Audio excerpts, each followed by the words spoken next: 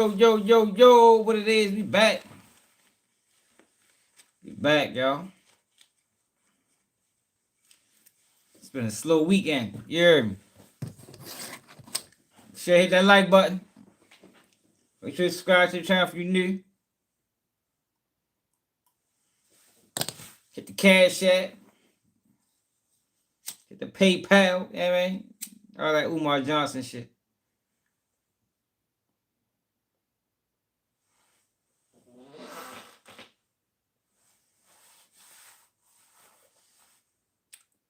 So you say Black Lives Matter is under federal investigation.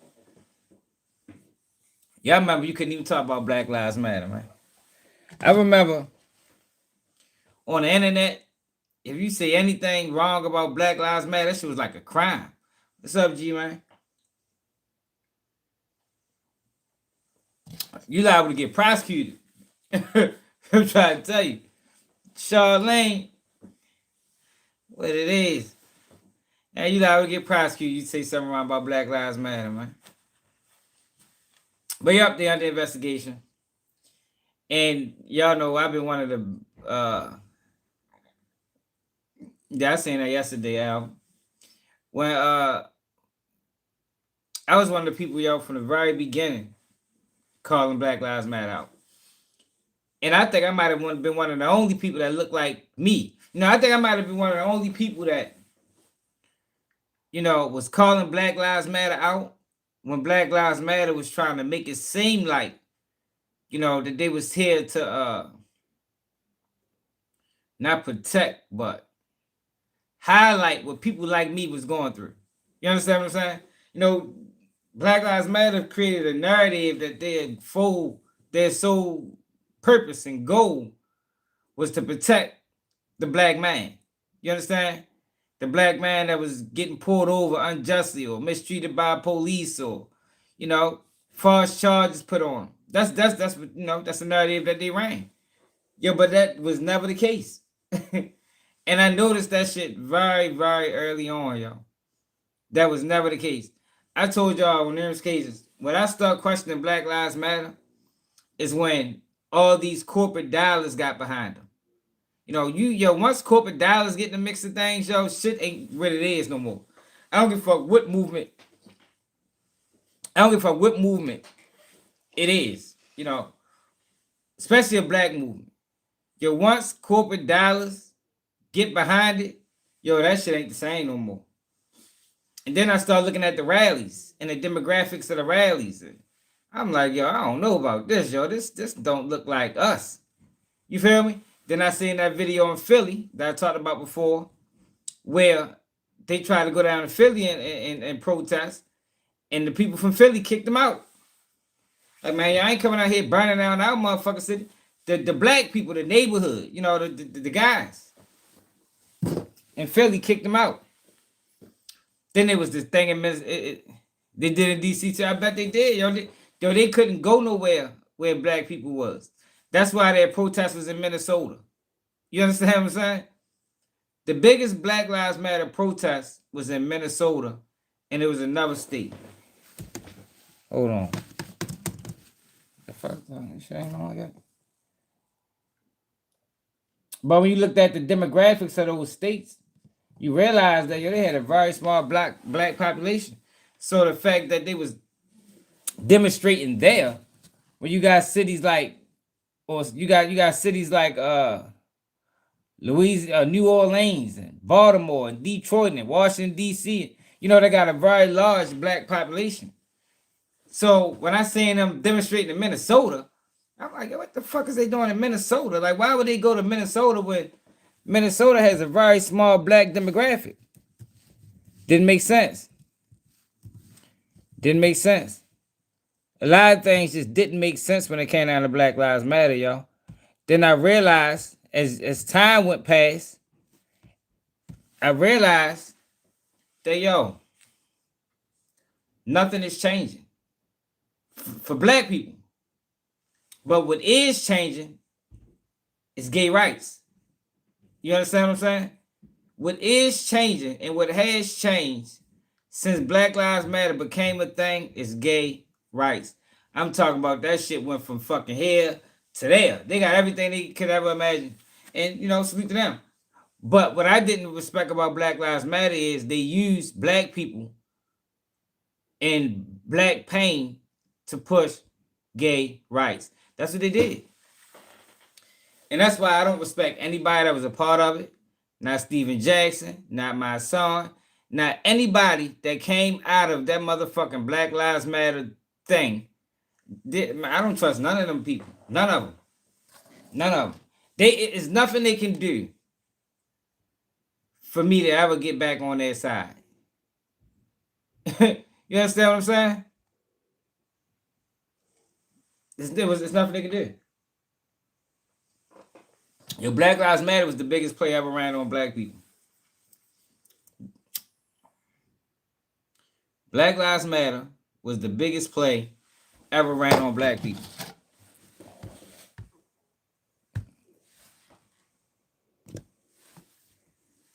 I ain't trust nothing about it.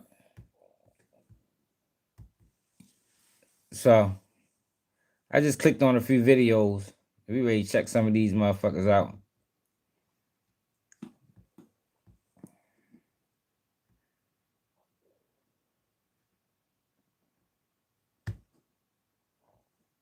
Newsmax. Is this recent? Black Lives Matter. Those words describe a movement, and behind them, a woman. Contributor Mark Whit. Yo, it was all about separating the family, man, and they have succeeded. Pouring in after the media had framed Black. When you go to the Black Lives Matter website, it was all about. No, the biggest play no goddamn EBT. EBT is not a black program. Jamarcus. It's not a black program. Welfare is a white woman's program, bro. But I may forget what I was going to say. Oh, when you go to their website, it told you what they was about. They was about breaking social norms, breaking up the family structure. They was trying to make it more open for people to have two men raising a kid or two women. Like that was on their website at one point before they scrubbed it. That's why we gotta do our own research, man. You feel me?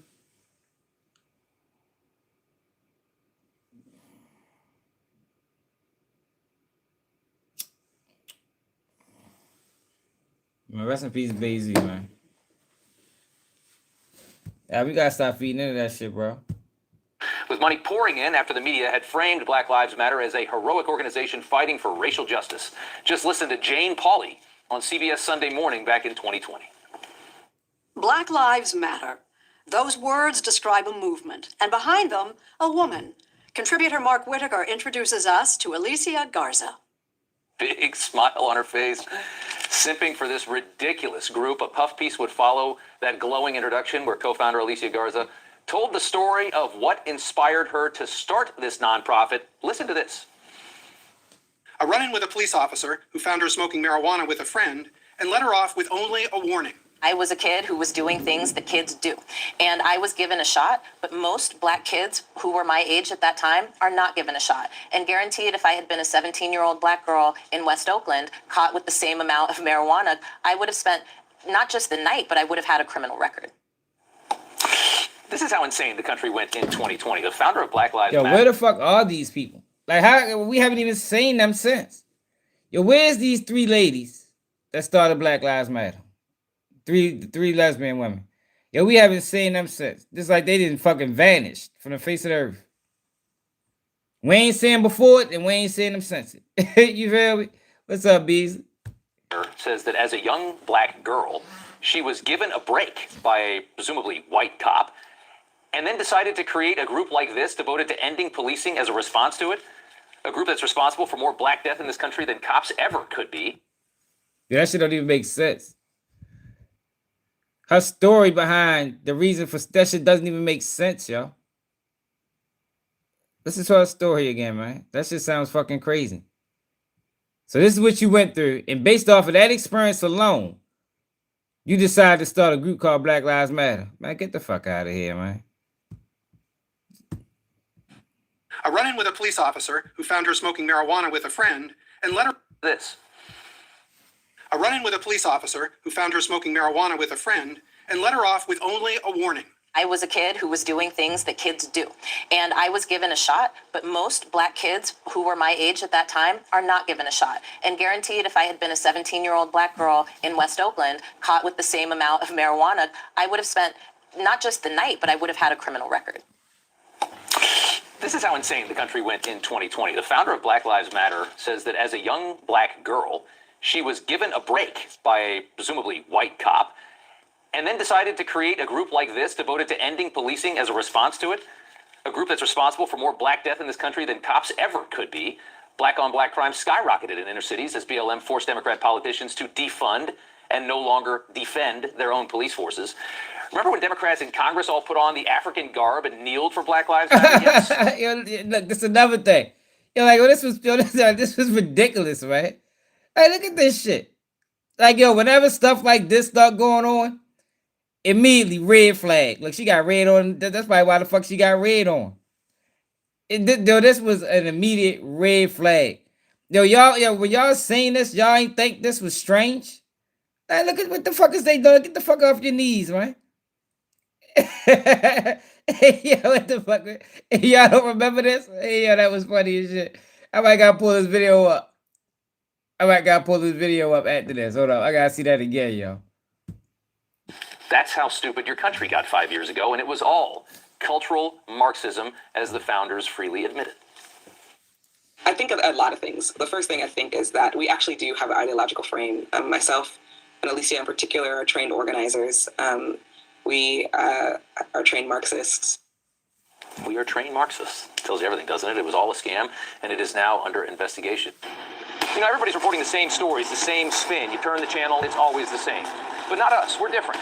We report the real news. No spin, just the facts. Hell yeah, that whole shit was. Rob Schmidt tonight on That whole thing was crazy, man. Hold up, yo. We gotta find that video where they did that. Democrats kneel for Black Lives Matter. Hold on, we gotta see that shit again, yo. Fuck that. What the fuck? I forgot about that video. Democrats kneel for George Floyd. Hold up. Yo, that's all it is.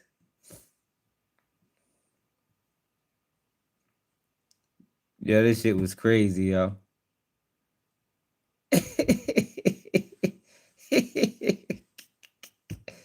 Hey, they think we fucking stupid, man.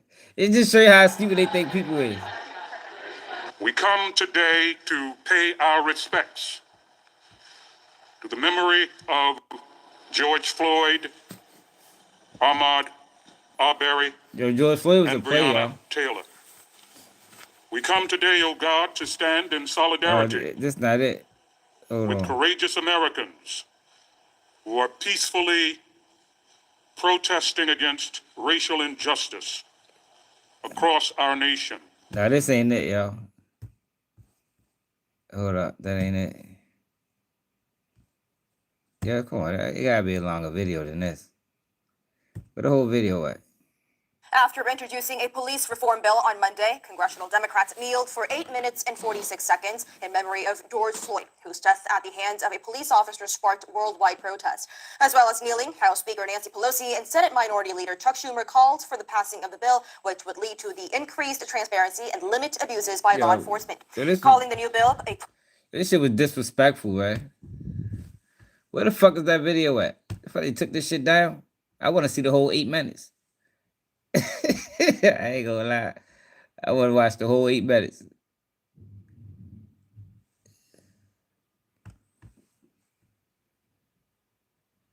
They just scrubbed the bitch off the internet. These dirty motherfuckers. Here we got 2 minutes of it.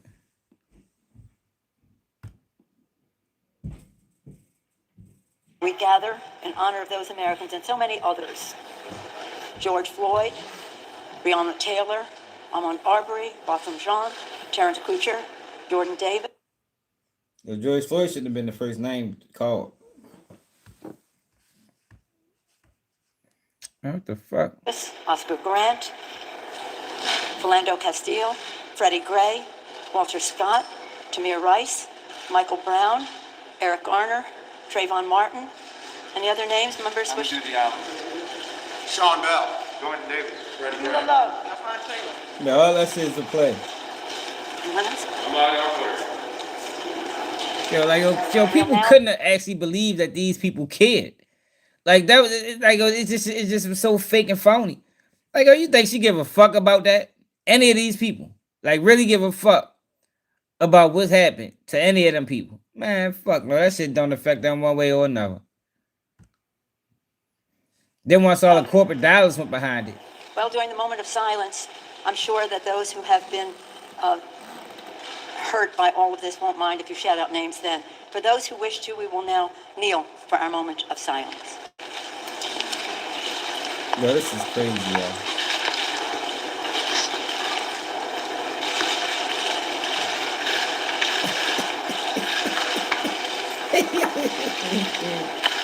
Get the fuck out of here, man.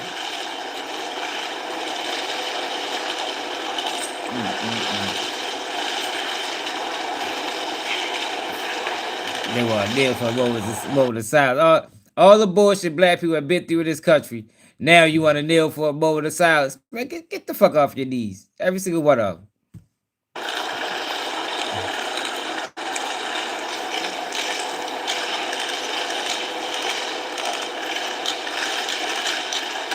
They got knees hurt.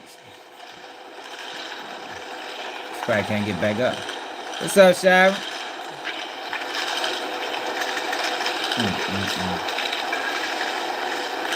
I wonder what they think. They probably like, man, I can't believe they fell for this shit. They probably sit back like, yo, I can't believe I participated in this dumbass shit. No, good goddamn well, I don't give a fuck about nothing I just mentioned. And they fell for it.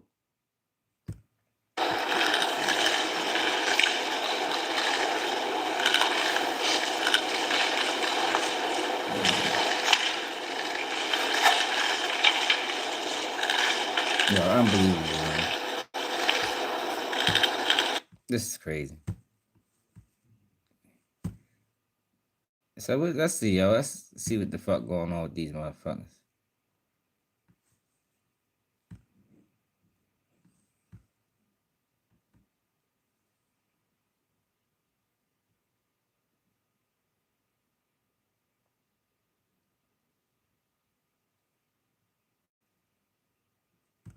Wait, why is the GOP investigating Black Lives Matter?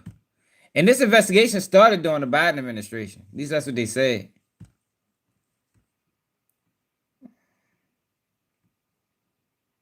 But that's a perfect example of what I'm finding frustrating about January 6th. I don't want to hear about January 6th.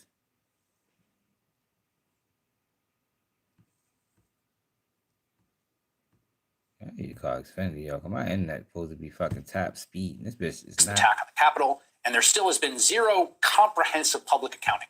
So the key detail came from an internal investigation. But again, we learned of this from a hearing. Capitol Police try to push back. And so what are we to make of it?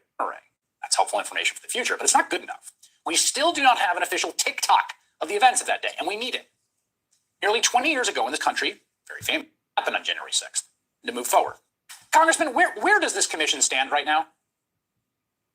Well, we are moving forward to try to arrive at common ground with the Republicans so we can form a bipartisan. Make the panel evenly split between Democrats and Republicans to change the way subpoenas would be issued, requiring a joint decision by the chair. Were the scope of the night. They clickbait. Whoa. He wants the. Yeah, they clickbait. They talking about January 6th. I hate about that shit. January 6th.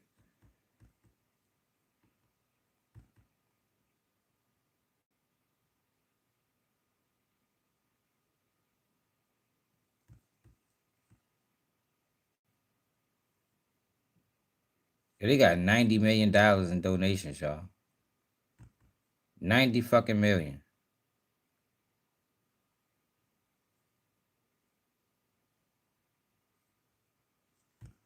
Hey, look.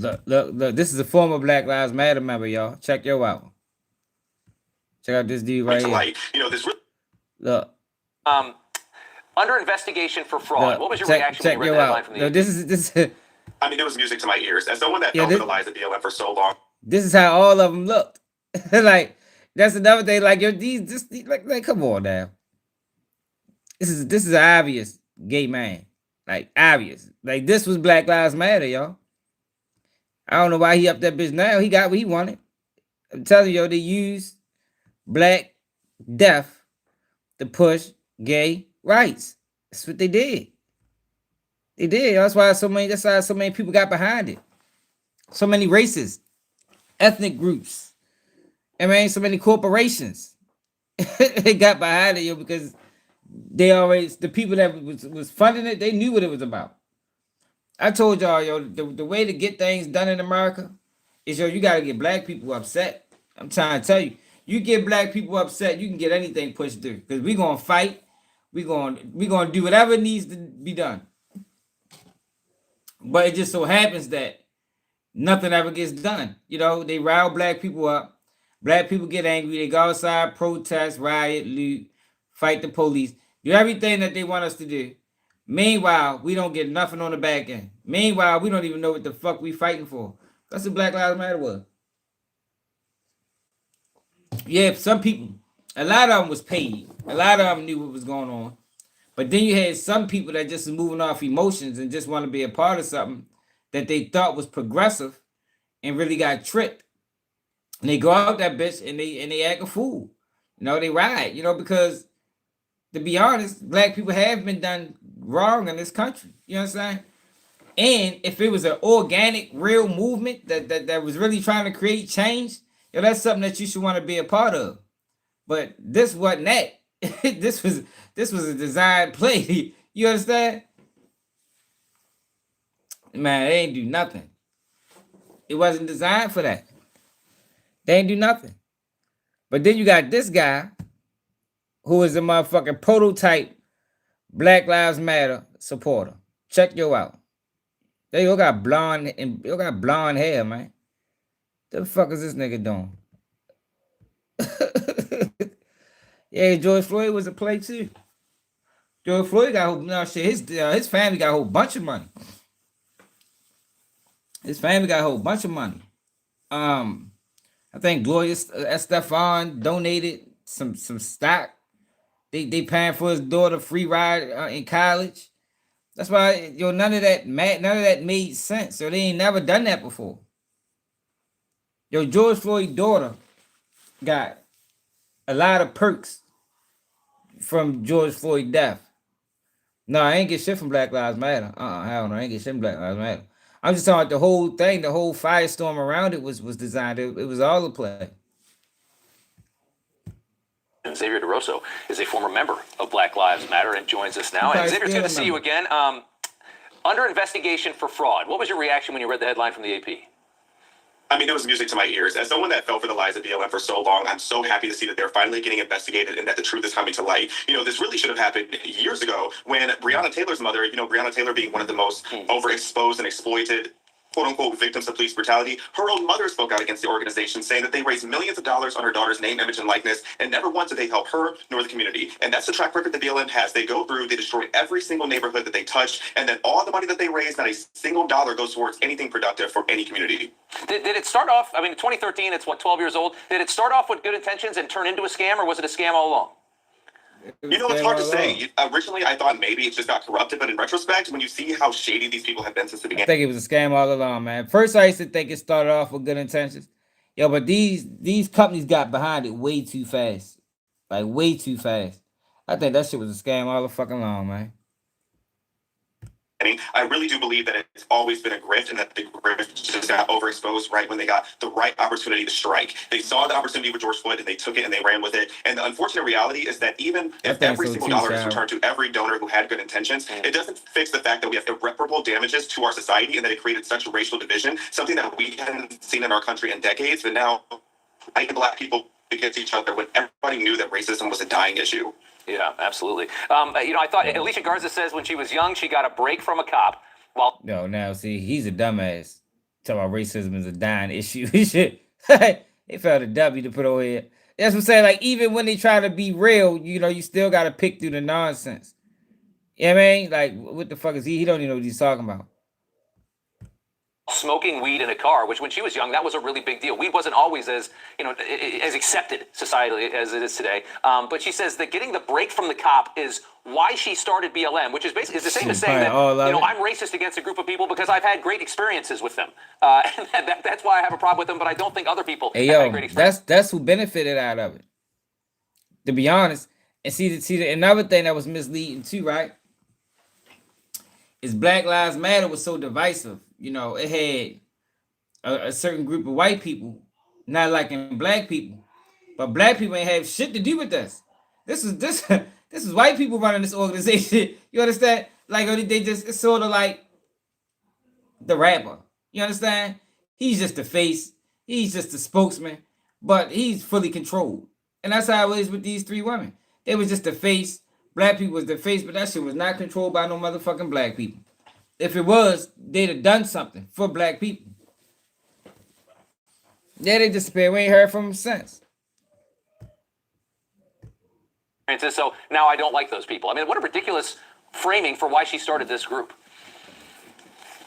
I'm so glad that you showed that clip of her in her own words, because basically what she just said is that as a young black girl, I should have been allowed to break the law. And because a nice police officer helped me get away with breaking the law, that inspired me to start an entire organization to scam the country. Does that not sound insane to people? No, you sound stupid as a motherfucker. I really like his voice. Get his ass up my screen.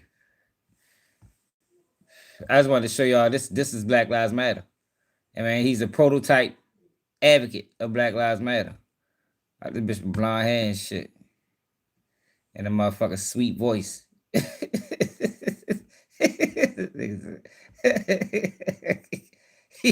crazy. Yeah, the fuck out of here. So I clicked on a few videos. We gonna watch all them bitches. Sometimes it's good to go back. See, the problem is you got these type of people speaking, right? And they speaking, they more than likely they speaking on, I don't even know what they said, but more than likely they're speaking on this situation. Like black people is the ones that was behind Black Lives Matter instead of calling it out for what it really is. So even when you do have people trying to speak on it, it's still misleading by not explaining what really happened and what that shit really was about. Because they'll probably still think this is black people. I mean, I don't know. I'm just assuming. So we're going to watch and see what they say. To say. The DOJ is investigating whether leaders in the BLM movement defrauded donors who contributed tens of millions of dollars during racial justice protests in 2020. According to multiple people familiar with the matter, in recent weeks, federal law enforcement officials have issued subpoenas and served at least one search warrant as part of an investigation into the BLM Global Network Foundation and other black-led organizations. I wonder why I forgot I spelled my what's it called? Like that, they reading fast as a bitch. That helped spark a national reckoning on systemic racism, said the people. We're not authorized to discuss an ongoing criminal probe, yada, yada, yada. It is coming. It's going to get worse. If the Democrats ever get into power, they're going to one-up this tenfold and start arresting people in media. The DOJ doing this, I would argue, is correct because it looks like BLM was defrauding people. But the left Isn't that old news almost? I mean, not that the DOJ is investigating it. No, but it was very well known like 5 years, 4 or 5 years. It was 2 years ago or so. We found out about mansions, big mansions, and houses. So the issue is the left will look at this and say the Trump has weaponized against activists, and they will use it, and they will lie, I think they both and then they will use this to recruit for. I think EBT be back before the middle of the month, and I think they both on the same side. Now politics is divisive, yo. Everybody need to back away from shit for real. You understand? Because they all playing the game. The game is just to have the people arguing while they stealing money. That's the political game, man. On purposes. Shit is communism. Yeah. Is that the answer? It is. It's like fear of totalitarianism. Seamus, why are you in favor of Black Lives Matter? Wait, what? Why are you? Well, because you weren't saying anything, so I just assumed that you were upset. Well, yeah, of course. We all love BLM. It's an important racial justice movement. No, I mean, it's horrible. It's terrifying. We all listen. This is what happens. These are just like everyone has this idea in their mind of like the televangelist scammer, and that's a real thing. You do have those grifters. Yeah. But that happens way more often with politics, I think. That happens way Yeah, more that often was with left-wing politics. political movements that are popular and in vogue. Are the specific fraud allegations what we were talking about years ago? We with don't- them we don't buying know big yet. houses. We don't know, but there was another story. Yeah, that we the covered. woman who bought the house in Topanga Canyon in L.A. What was her name? That was a Patricia. Yeah. I think we be forgetting Weren't there that. like very few black people in the neighborhood? She I like think we be forgetting that they work for us, and I think they forget the same thing. You know, maybe that never was. It was never designed that way. You know, maybe that was a lie. Maybe it was always a lie that the federal government worked for us. Maybe we really work for them. I don't know. bought a house away from black people. Yeah, right. She bought multiple. They were a very hippie neighborhood, if you know Topanga. I mean, it's. Well, I think that the idea that the Justice Department's investigating fraud from a large organization. If they don't bring the case in a conservative district, it doesn't matter anymore. Exactly. No, you're absolutely right. And if they don't bring the case in Well, a conservative district, what's going to happen is the left-wing media is going to go, "This is violence. These targets." Mark Simpson again. Homer. The left-wing media is going to go, Speaking of "Homer, that- you can't target Black Lives Matter. It's racist." Anytime Seamus wants to imitate Democrats, he does a Marge Simpson. Do 'em. Look at this. Hey, Shira, look at this, Shira. Let me show you something. Look at this fuck boy. Remember I told you about the black sellouts? Look at this nigga. Old Floyd Mayweather bluffing ass. Look at this nigga right here.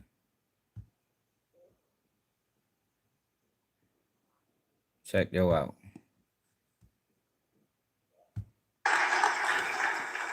And like I said before, I'm not with you guys 10%, 50%. I will always be the voice for the people in Israel. I will always stand behind. That nigga's a bitch. Hey, y'all fucking, y'all, I swear, yo, I can't stand these niggas. Yo, they'll never let me in the media. I'm sorry. I'm cool with it. Fuck it. You feel me? Yo. That nigga not even smart enough to write a sentence. He talk about, I'm always stand, not 10, not 15, but 100% behind Israel. Nigga, read a book, nigga. What is you talking about? You nigga can't even read. How about you gonna stand 100% behind anything? He can't even read. It's about he stand 100% behind Israel. This shit crazy. Hey, yo, I swear, yo, I'm trying to tell you. Hey, yo, these guys is crazy, man. The country of Israel. Hey, yo, the one yeah, and you only did, bro. Floyd Money Mayweather. In Israel, I will always be here for you guys when you guys don't have a voice.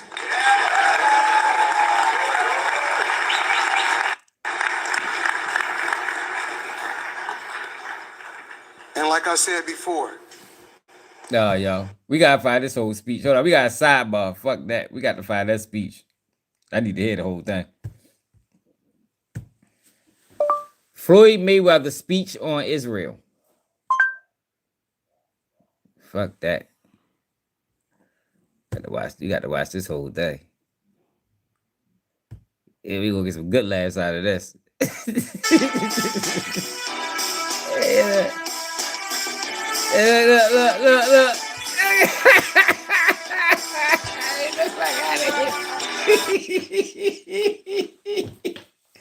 Hey, yo, these niggas crazy.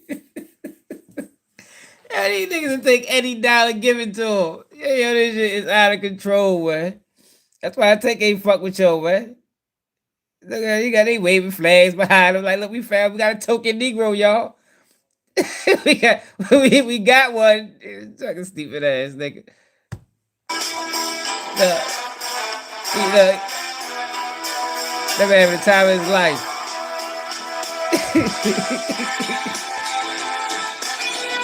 Oh Lord, man. Yo, how did we get here, man? Yo, I swear, yo. we gotta do a factory reset. Yo, we need a factory reset on the black community. Yeah, we got to get rid of some of these people, man. Straight up and down. Everybody need to be vetted. Like, we need to put everybody, every black celebrity, actor, politician, activist, we need to put them motherfuckers through a fucking extensive background check. Because I don't know who these people are, man. Or where they came from. this is crazy.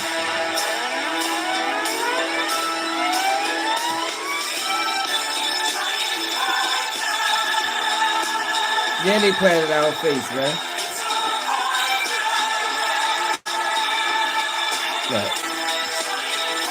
Look, he probably didn't want to do it. They probably beat his ass up in the back, roughed him up a little bit. Hey, get your bitch ass out there, Floyd. This is what we need you to say. We know you can't read. I mean, so we're gonna mic you up and we're gonna say what you need to say in your ear. He probably got on the earpiece. You know, he can't do no teleprompter. He probably got an earpiece and nigga just repeating that shit.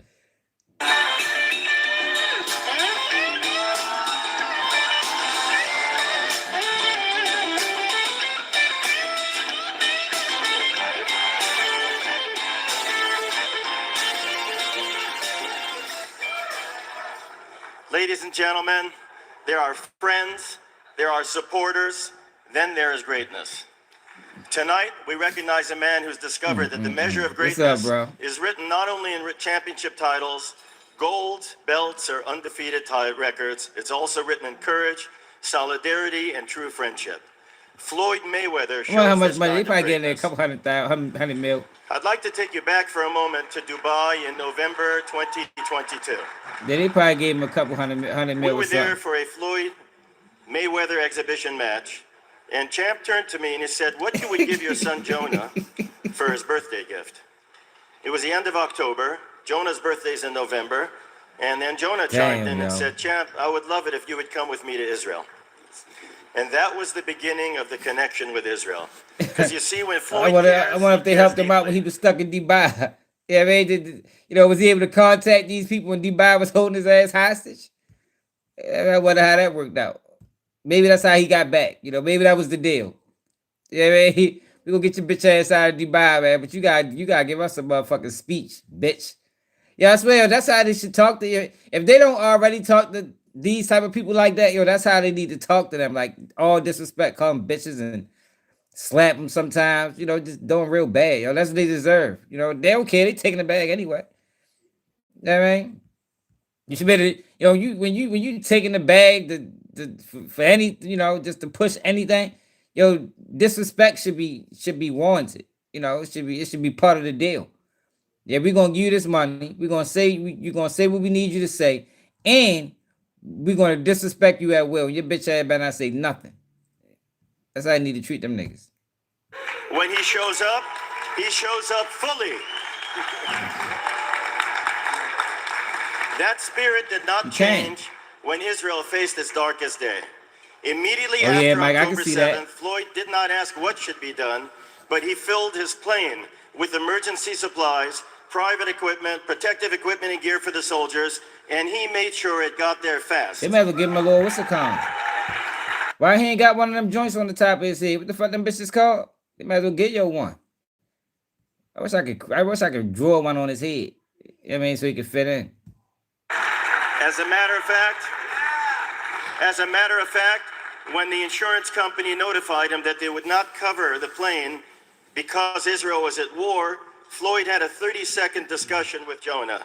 And then Floyd said, "Get the plane there and get it there fast."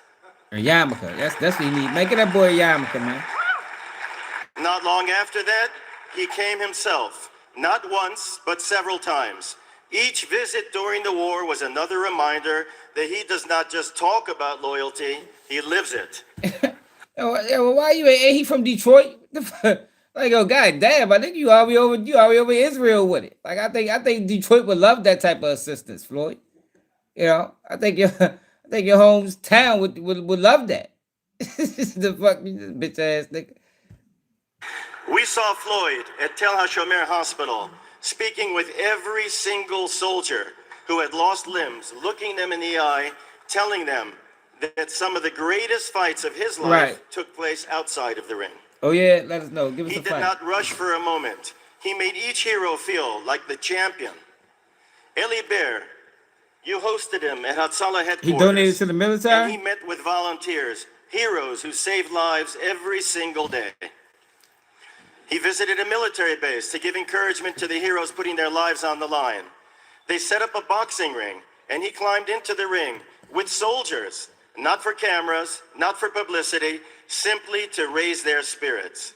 He met Israeli special ops fighters this with is their crazy, faces yo. covered to protect their identities. To each and every one, he expressed respect, gratitude, and love. This is what courage looks like when it's wrapped in compassion. This is what real friendship sounds like when it becomes action. As the great Martin Luther King once said, Oh my peace God. for Israel means security, and that security must be a reality. Floyd understands this. He probably is more than likely. Floyd understands this and has stood with Yo, this Israel is let you in know, its yo, hour of what? Yo, they don't give Malcolm X no praise, but for some reason, everybody praises brother Martin Luther King. need.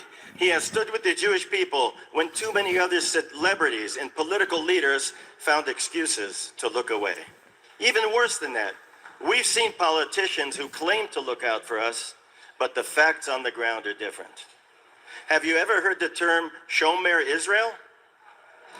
To be a Shomer Israel, a guardian of Israel, is not a birthright. Hey, No good one is vibes. handed- We all try to figure that out. You know what I mean? That's what we watching for. Try to figure out what the fuck is he doing up there. But yeah, I think they might have gave him awarded him a business venture. You know what I mean? That's all. Just a business venture. No, he don't give a fuck. that title.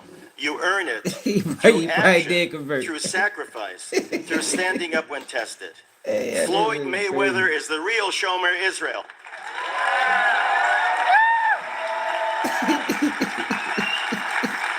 Hey, yo, man, yo, I cannot stop laughing at this shit, yo. Like, yo, this is fucking hilarious to me. Yeah, this is hilarious, yo. So, what they try to use Floyd to gain support by the black community? No, because they're losing a lot of support. They're losing a lot of support. So, matter of fact, I guess this goes in back to what I always say. Whenever you need something, go to black people. You know what I mean? But they done found the guy, you know. Oh, Money May. Yeah, Money May gonna do it. If ain't nobody gonna do it, man, call Money May. He'll take any dollar. Bitch ass nigga. Fairweather friends, and there are Mayweather friends. No, that's no, Champ, the weak when ass others joke. might have stepped back, you stepped forward. When others stayed silent, you raised your voice. You have shown us that loyalty is a privilege and brotherhood is a responsibility. So it's now my great honor to present the World Champion of Israel Award to our brother, our champion, and the undefeated defender Hold of up, what yo. is right. How many years have this been an award? Hold up, fuck that. Yeah, we gotta look at some past recipients. Hold the fuck up, yeah. What is the World Champion of Israel Award? According to AFM.org, boxing champion Floyd Mayweather Jr. received the Champion of Israel Award at the American Friends of Macon David Adam Gala in Miami on Tuesday. Now, how long have they been giving out this award, man? World Champion of Israel. Shit, god damn it. Hold up.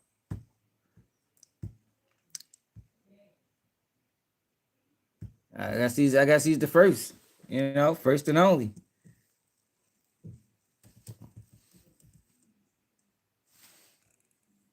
Let's go to 20. Let's see who got it in 2021. Nope. No, he's the first. He's the first to ever get it. they made an award up for your bitch ass. This nigga they fucking made up an award for that nigga.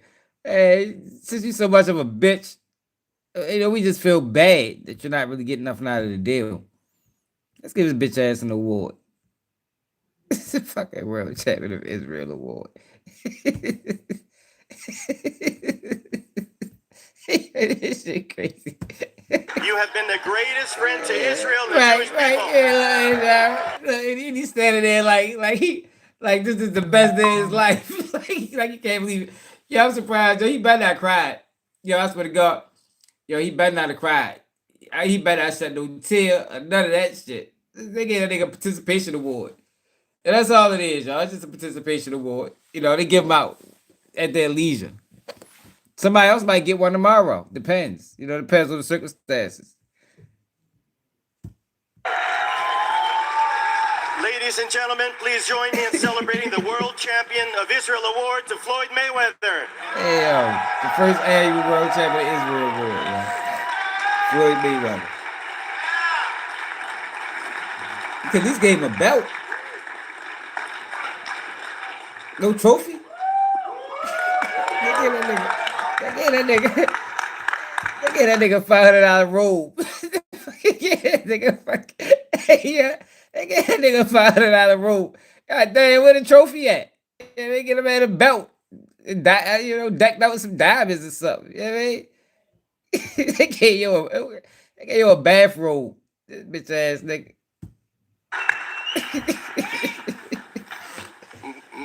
Bobby, Look, first I want to say thank you. no, he could have said his name. Let's get back. He don't even know these niggas. Yo probably just met all of them today.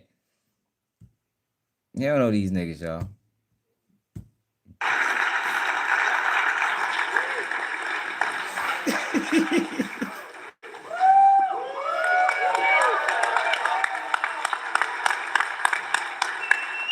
Hey, yo, this is crazy.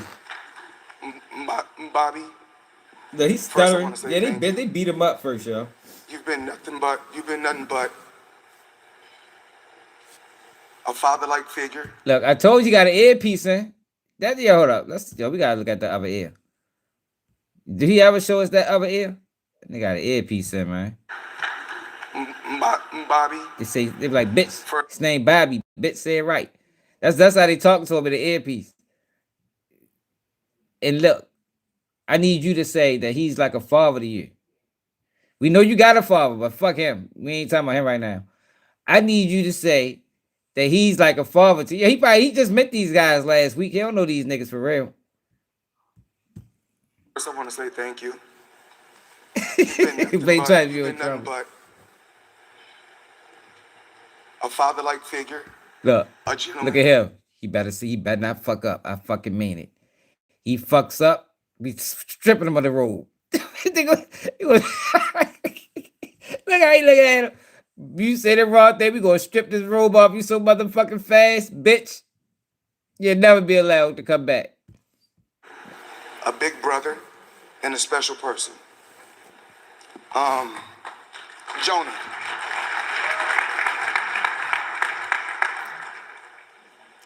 When I first met Jonah, I never knew where our relationship would end up. But you have always been a stand-up person, Yeah, this is crazy, a y'all. great guy, a great friend, and a brother that can never be replaced. Wow. That's deep. We hear certain things. We hear so many different things out here in the world about Floyd Mayweather. But one thing about Floyd Mayweather, I'm loyal. And loyalty is not an action. What is it, bro? It's a Tell me. lifestyle. Oh, shit. So if I'm with you, And they can dropping Jonah, jewels. I'm with you through the good, the bad, and the ugly. Yeah, where's Joe at, man? Bring Joe up there on stage, man. And to those that's watching Yeah, he talk like and he's has scared. never been to Israel, it's one of the best places in the world. Yeah, this is crazy. No matter where I travel to around the world throughout the years, I will always make that pit stop in Israel. You better, bitch. They better not find out you traveling around us. And if they was to find out he traveling anywhere close to Israel, he'll make a stop there first. His ass gonna get sanctioned. They gonna his ass. They gonna DP his dumb ass.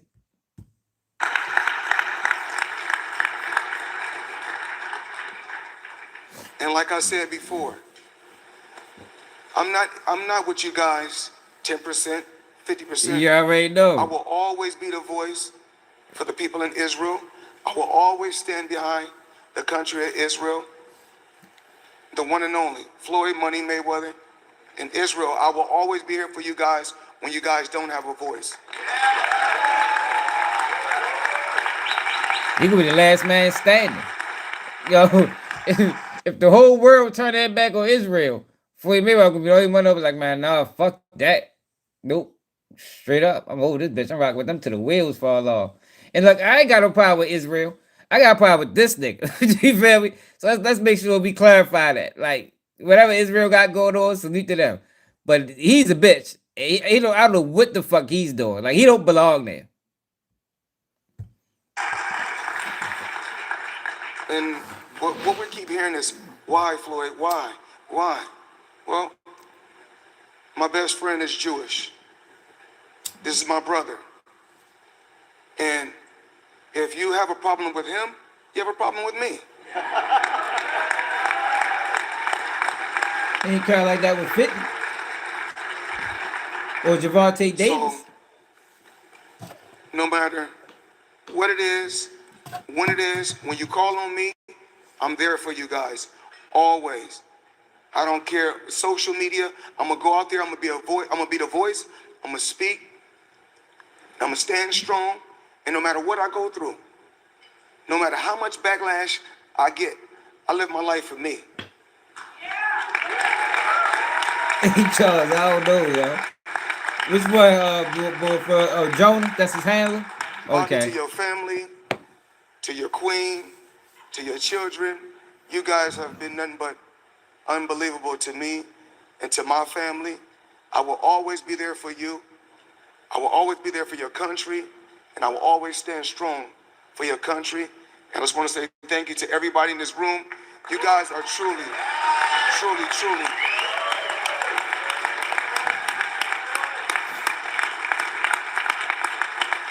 You guys, you truly, truly amazing. And I told Jonah this. I don't care where you go. I don't care where you go out around the world. You have to connect with the Jewish people. I told you. So my thing is this. This is my best friend. I love you. You're my brother. I will always be there for you, no matter what. I stand behind you, not 10%, but 100%. So anytime it's any never. war, I'm on your side. Count me in. Yo, I want to see Jonah, man. Ellie, I must say Who the fuck thank I got? you. We gotta find out. We gotta see who the fuck this guy is.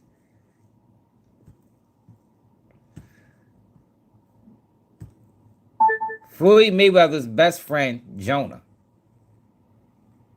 According to BET.com, in the second post, 50 went into detail and alleged Floyd's best friend, Earl Hayes, killed his wife, Stephanie Mosley, before killing himself back in 2014 What the fuck because is of this? Floyd. Why he ain't got no? If they best friend, he ain't got no pictures with these niggas. I mean, you know, you take pictures with your best friends, man. Man, they don't even know that nigga for real. So that's his best friend. Where the pics at, nigga? Y'all ain't had no games and nothing together? Like, where is this guy?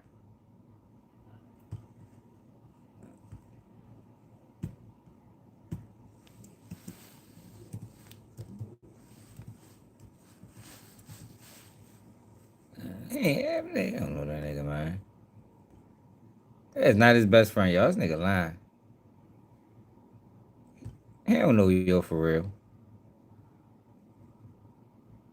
They made him say that shit.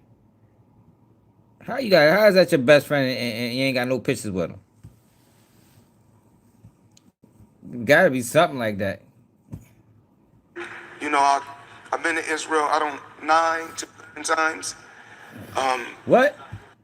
Look, yo, he definitely got on the earpiece. Look, he struggled saying 9 times. He's probably ready to say something else. They said, no, bitch. 9 times. He probably ready to say 4. He had to correct himself. Or they was going to chastise him. Connect with the Jewish people. So my thing is this. This is my best friend. He says he I love probably is you. that You're my man brother. property. I will always be there for you, no matter what.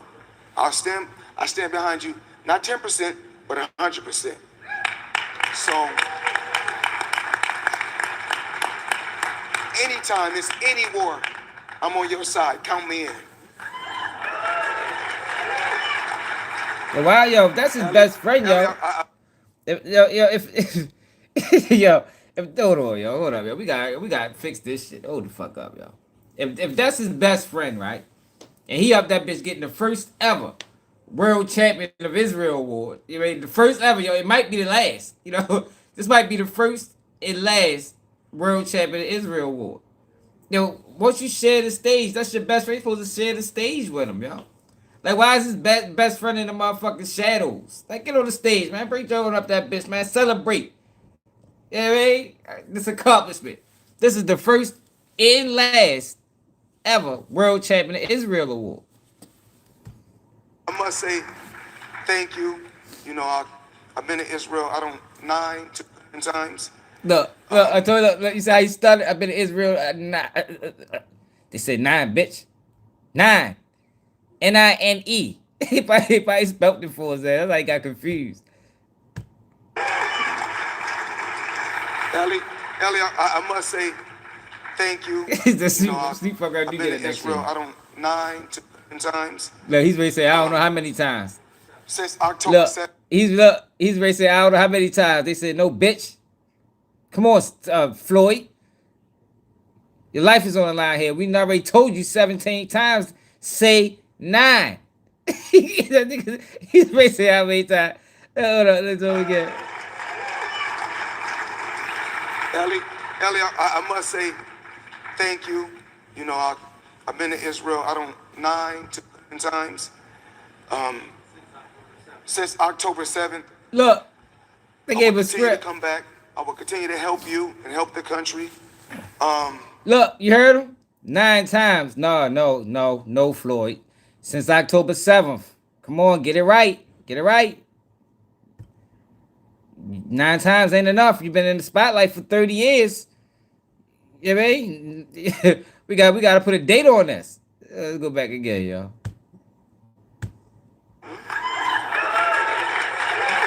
You probably do, Benz. Ellie, I must say thank you. You know, I've been to Israel, 9 to 10 times. Since October 7th, I will continue to come back. I will continue to help you and help the country. I'm not perfect, but I strive to be Ricky Rick. Yo, that's what I said. Like, how the fuck is he can't read, he can't write, he probably don't know math. Like, how the fuck is they gonna bring him up this bitch? And look, hey Ricky, they gave him the World Champion of Israel, the first and only. It's never gonna be another one. I mean, he got the first and only World Champion of Israel award, y'all. Like, just think about how major that is. You understand what I'm saying? Imagine getting the first and only Nobel Peace Prize. I mean, you're the only one that ever got it. Like, there's not no person before you or after you. Like, that is a milestone, man. I'm surprised they ain't cry. Every day, you're truly unbelievable, a great person, and I want to continue to come and work with you and help the people. It only take 90 seconds.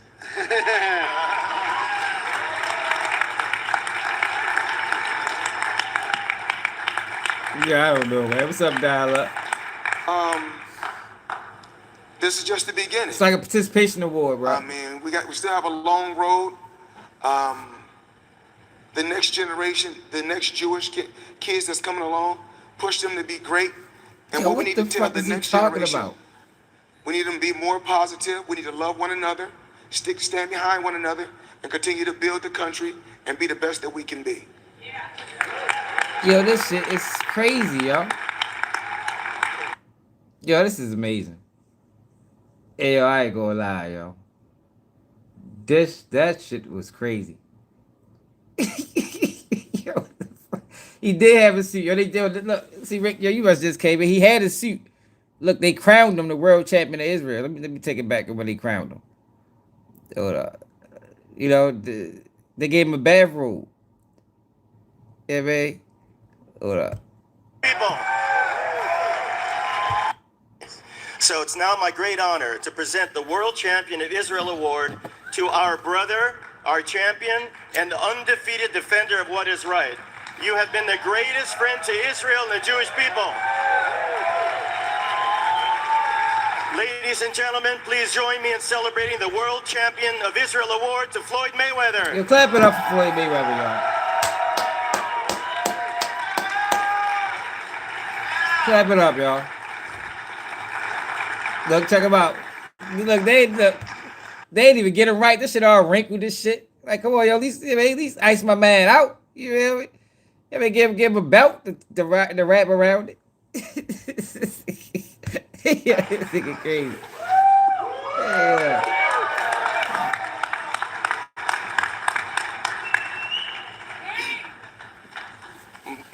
Bobby. Bobby. That bitch ass off my screen, nigga. Yeah, they gave that nigga the World Champion of Israel Award. Hey, that nigga crazy, yo. Yeah, we gotta get back to Black Lives Matter, yo. we had to get a sidebar, man. We had to sidebar to that shit. This nigga crazy. Oh Lord, yo. Yo, the guy, yo, we got some wild people, man, in the entertainment business, man. Yo, hey, Donald, nobody knows. Yo. Everybody is still trying to figure out why. You know, I don't know, man. Maybe he'll do an interview, yo. He'll go more into detail. You know, how did this take place? Like, who reached out to who? Like, this award. You know what I mean? How'd you feel? Was this award bigger than being a WBC champion? It's like that might be his greatest accomplishment. If that nigga was ever give a speech, he probably say my greatest accomplishment was getting the World Champion of Israel award. All right, let's get to Black Lives Matter, man.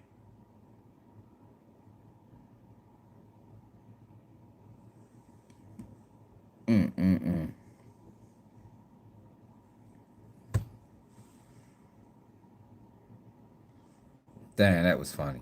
Gee, Christ, yo, these is crazy. Well, excited for the Black Lives Matter move. So activists with the jail stole $450K. I think so too. Black Lives Matter writer and podcaster Kira Davis hosted the Just Listen to Yourself podcast. Thanks very much for being here. Appreciate it. All right, so you've been following this story. Are you surprised it's not getting more attention? Yes and no, Dan. I guess there's a part of me that is never surprised when the mainstream media doesn't cover stories like this. I think we've well established their commitment to the truth over the last 4 to 5 years, to say the least. But yeah, there is a part of me that is shocked, particularly as a Black American. We were all excited for the Black Lives Matter movement, and we all remember the summer OBLM. We remember what happened, and we remembered how passionate, to put it kindly, everyone was. And we were almost held at the end of, we were almost held at gunpoint to make sure that this movement was successful and this movement represented all the forward movement of Black people.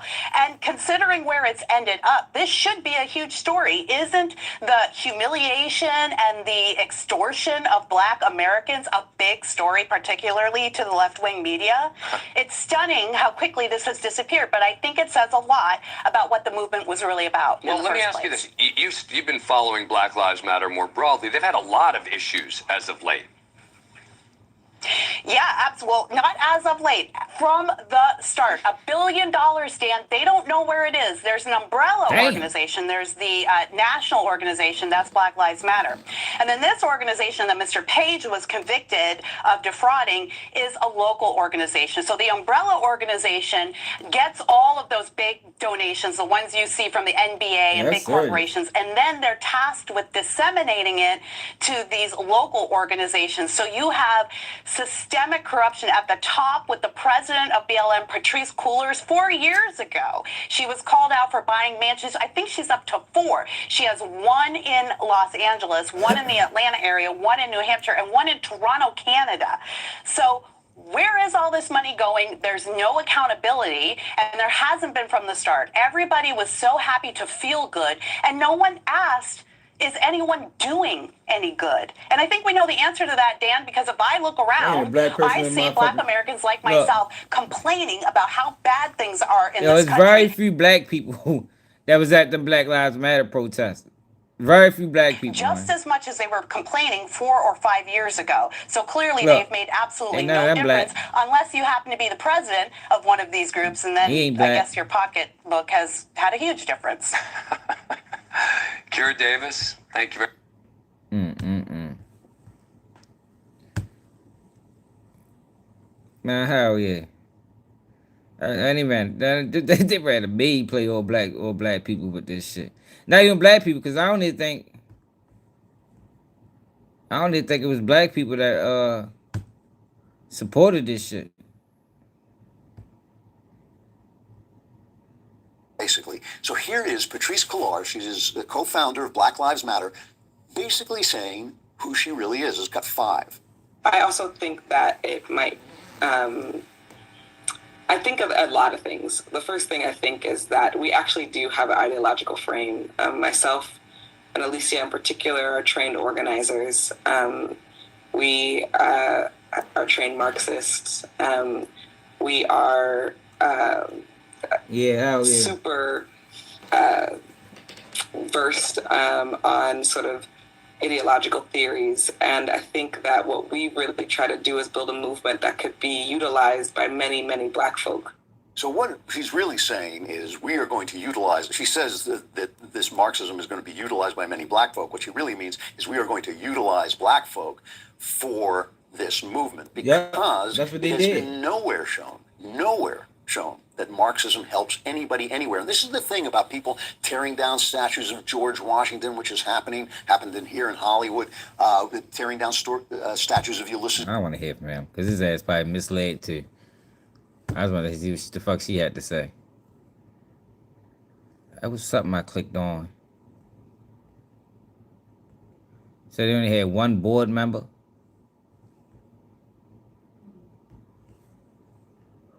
Is this it?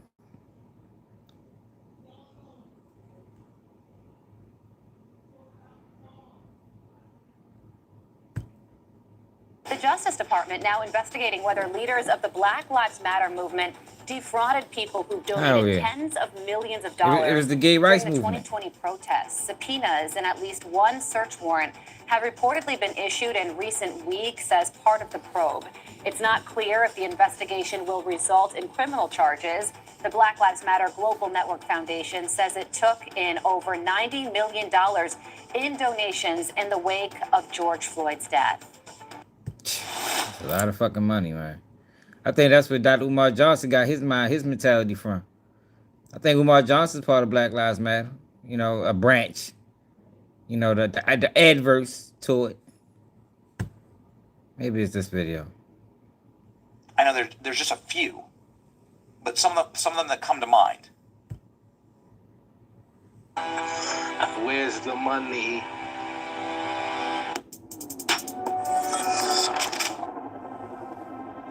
Dr. Force, what it is? Federal prosecutors to investigate BLM leaders over alleged misuse of $19 Oh million shit. Goddamn, cuz. baby. We're cooking. He should have watched Keeping G News, man. Federal prosecutors, right in my veins, are investigating senior leaders of Black Lives Matter. Remember the trained Marxists? And their organization defrauded donors, contributed tens of millions of dollars during the 2020 protests. Two sources familiar with the probe tells Fox News. The Associated Press first reported on the Justice Department's ongoing inquiry focused on the foundation's handling of donations in the wake of George Floyd killing, which surged to $90 million. The probe is being led by the U.S. Attorney I got way for the more Central than District that. of California. Investigators have issued subpoenas to the executives and at least one search warrant in recent weeks as they examine whether the foundation leaders or related organizations improperly managed charitable funds. The scope of the probe remains unclear. ALX, we can't jump off this without a little bit of a delineation into what they were spending money on. The Department of Justice declined to comment. Fox News has reached out to Black Lives Matter. According to the AP, the investigation began during the Biden administration, but has received renewed attention under the Trump administration. Just a couple of things that they spent money on. I know there's just a few, but some of them that come to mind.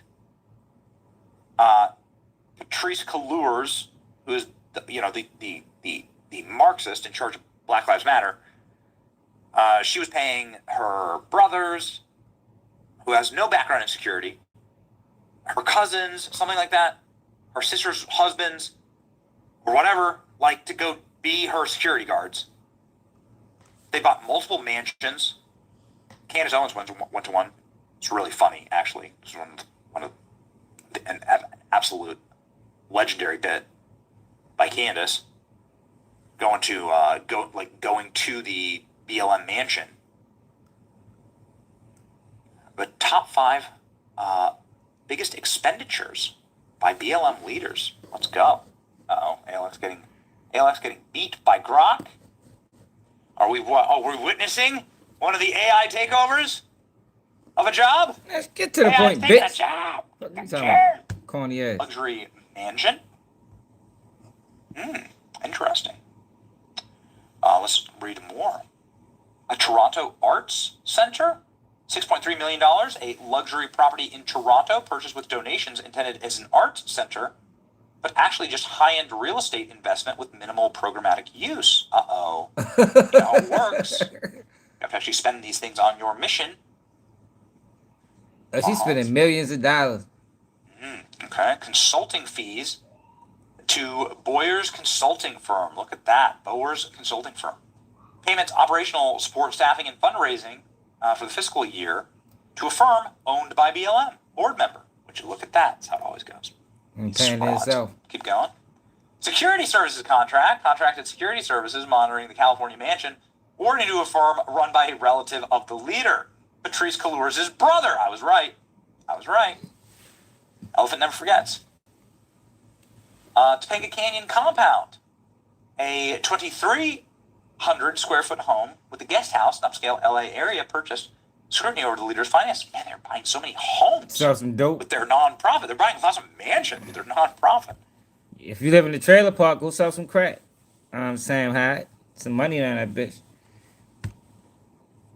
If you go to your local trailer park community, get them right.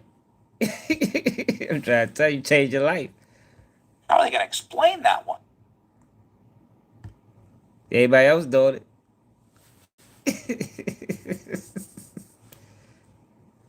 He said, well, Shab said, try to swipe it again. It might work next time. BLM headed for insolvency after plunging $8.5 million into the red. What? They took $90 million and now they're on food stamps. Okay, cool. Go from having $90 million to all of them being on EBT. Black Lives Matter is heading to insolvency after plunging $8.5 million into the red. Founder Patrisse Cullors' brother is still paid $1.6 million for security services, while the sister of a board member earned $1.1 million for consulting. The groups. I mean, I don't see that wrong. I don't see that wrong with keeping the family gainfully employed. Yeah, man. He's like, keep the family right. I'm not really concerned about the money that they spent. I don't give a fuck about that shit. I'm more worried about the fact that they lied and got black people to support a agenda that didn't help black people. Like, that's my whole focus. Like, I don't give a fuck what they spent the money on. I ain't donate to that shit. $10 million, fundraising down 88% year over year. So a near 100% destruction of their fundraising apparatus. Well done. Nicely done. Tucker Carlson, OG. I like these OG Tucker Carlson clips. Here we go. Tucker Carlson back in the day. Reporting on this. Here we go. I tried to warn BLM people. movement, May of 2020, when every high school girl in America was absolutely required to put a black square on her Instagram page. Remember that? BLM, everyone's for BLM. Mitt Romney marched with BLM. What was that? Well, it was a scam, actually, it turns out. What was a scam? It was a scam. And it really hurt the country. Candace Owens has done an entire documentary on this. It's called The Greatest Lie Ever Sold, George Floyd and the Rise of BLM. Before the documentary showed up to the gated mansion in Laurel Canyon, Los Angeles, owned by BLM co-founder Patrisse Cullors. Cullors then posted a video on Instagram complaining about Candace Owens' reporting. Watch this. So we are headed to Laurel Canyon. We've yet to see any black people in this neighborhood. So there's definitely somebody home. Hello. Oh shit, we gotta find I was this just looking to video. speak to whoever is at this property. Sir? Hello? I don't know if he's going to get someone. I see a very cute German Shepherd, it looks like. This morning, I woke up to Candace Owens being outside of my house. It's so funny. Couple years with a old, news it's crew. hilarious. I can't see how this purchase helped Black lives anywhere in America. I can't even find a Black life on the property. Okay, the dog's not even Black. God So, damn it. The dog could at least be black. So Shit. they're literally trying to destroy us. Hey, yo, get the fuck out of here. Yo, hell no. Yo, hell no. Yo, yo, this is crazy. Yo, this is disrespectful, man. This right here is disrespectful. Yo, she just went into tears. Black life on the property. Okay, the dog's not even Black. So, there's that. So they're literally trying to destroy us. They're trying to destroy me. They're trying to destroy the movement. And I just need us to be stronger. When you live in a multi-million-dollar home in Laurel Canyon, it can be hard. Candace Owens is the person who caused the suffering you just saw. She's the producer of the brand new documentary, The Greatest Lie Ever Sold, George Floyd and the Rise of BLM. One of the bravest people we know and one of the smartest joined. What an era, ladies and gentlemen. It was, ALX and I actually went to the premiere of this documentary. It was wild. I ain't never seen Very that. good, maybe What if watch that's it. on YouTube? A lot of unanswered questions. A lot of Let's see if that's on YouTube, man. Candace Owens' greatest lie ever told.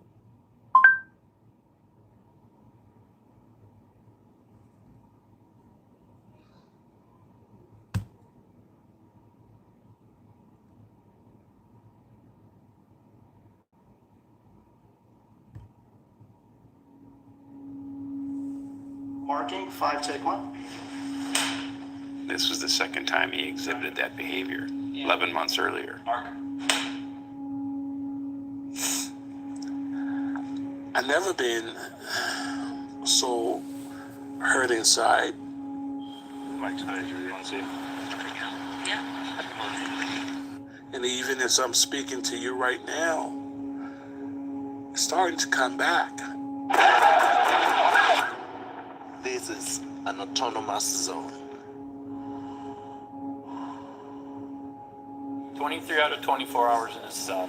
No TV, no magazines, no books, no nothing. So anytime a customer brings a counterfeit bill, and you see we have plenty of them, we tell them, hey, this is counterfeit. If the customer insists, then we call the police. How did you feel watching the trial? I thought it was a sham. All right, so I just want to start it with just you stating your name for the record, as well as your professional background. I have been a police officer in the state of Minnesota for almost 4 decades. Forensic criminologist and certified medical investigator and police practices expert.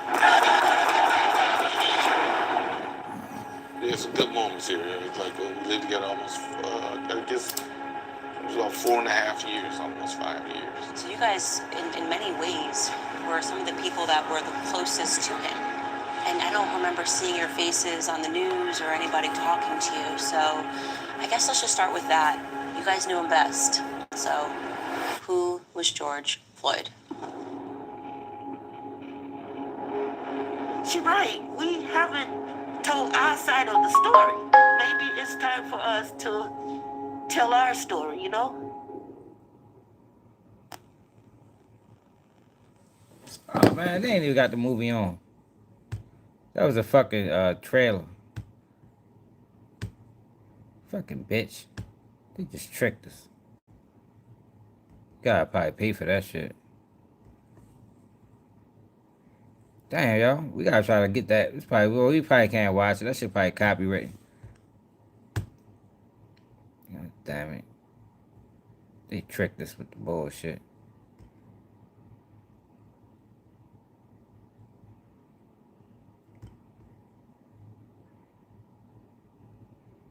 Yeah, this ain't it either.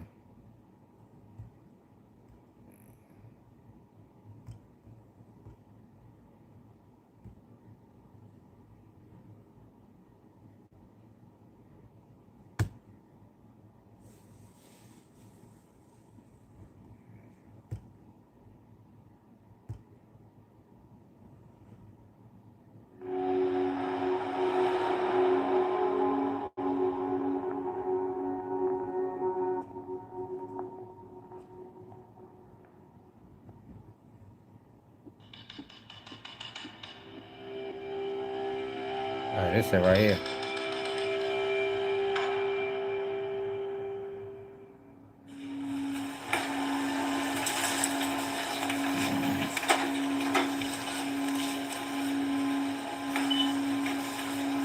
Now all this shit was a play, y'all. Yo, the man went into the store and then waited for the police to come. We're gonna skip past, but he what's it called, the man? I ain't trying to watch that. Let's start that shit right here. A defense for Derek Chauvin. I hope Derek Chauvin gets the justice that he deserves to be, implemented upon him, and that the family of George Floyd deserves justice. Okay, interview tape 2. It was just gut instinct, you know. It That's what just they do, felt y'all. like we were. It's controlled. Create the issue, and then control the outcome. That's what they always do, bro. being told, look over here, and I guess part of my personality is when I feel that way and somebody's going, focus only here, only here, only here, I want to know, okay, but what about over there? And it wasn't personal, at least not in the beginning. It wasn't personal. I would say it certainly wasn't personal until. This video was just so disgusting, but I think it's important to understand how easily people can be corrupted into saying this type of disgusting nonsense. Candace Owen, that rotten bitch. If anybody's going to pretend to get their feelings hurt about what we say about Candace Owens, I will laugh and laugh and laugh. I don't care what this is. I don't care if it personally kick Candace Owens and her stinky pussy. I don't know if it stinks, but I imagine it does. Then at that moment, it became personal. And I thought, not only am I going to say the truth, I am going to scream the truth louder than you can scream the lies. I've never been so hurt inside. This was the second time he exhibited that behavior. 23 out of 24 hours in this I cell. have been a police officer for almost 4 decades. Until the very breath we're squeezed out of That was the very last time I seen you. When you sentence my son, you will also be sentenced every day. Justice is George Floyd. I like Candace Owens. You guys know him best. So, who was George Floyd?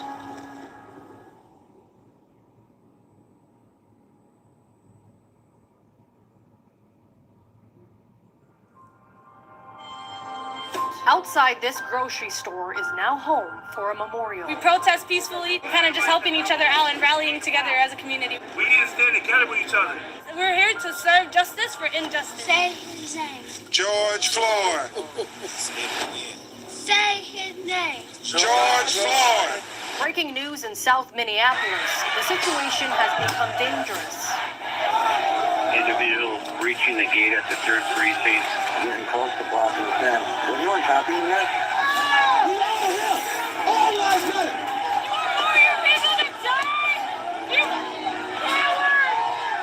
Third precinct has been compromised. Yo, this is a wild time in America. Up in flames. Minneapolis is waking up to a lot of its buildings on fire. You saw chaos just erupt. Fires are still burning. We are seeing looting throughout the city. Bricks are being thrown at police officers. We are seeing increasing violence amongst protesters throughout the country. Cities are erupting into chaos and violence. How long can you be peaceful when your people are dying? We're out here trying to show them that we're angry. This is not just about George Floyd. It's about everything that's happened in our world. Yeah. For whatever reason, it has become fashionable over the last This is politics, 5 or 6 years for us to turn criminals into heroes overnight. And it is something that I find to be despicable, and it is something that I refuse to stand by any longer, and I am not going to play a part in it, no matter how much pressure comes from black liberals and black conservatives as some token of people wanting you to believe that this is the only way you can be black, is you have to say this was wrong and that this, this person was amazing. I won't do that. I don't get into all of that. I care less about that shit. Cursory search, there does not seem to be too much coverage on the roommates. Some Hell pieces yeah, pertaining to how they Too were much feeling black during the people, bro. trial. Some international coverage, but I definitely don't remember these people being at the forefront. And he lived with them for over 3 years, so it'll be really interesting to see what they have to say if they speak to me and don't slam a door in my face. Fingers crossed. Hello, Alvin Monego and George Floyd's previous roommate prior to his death. This is our house, and give you a little walkthrough. And Hold the fuck up, y'all. Hold the fuck up. Hold up now. The fuck is George Floyd doing with a roommate?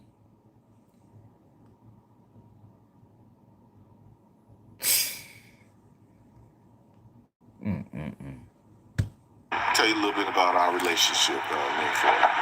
So, okay. Look like they had a gay relationship.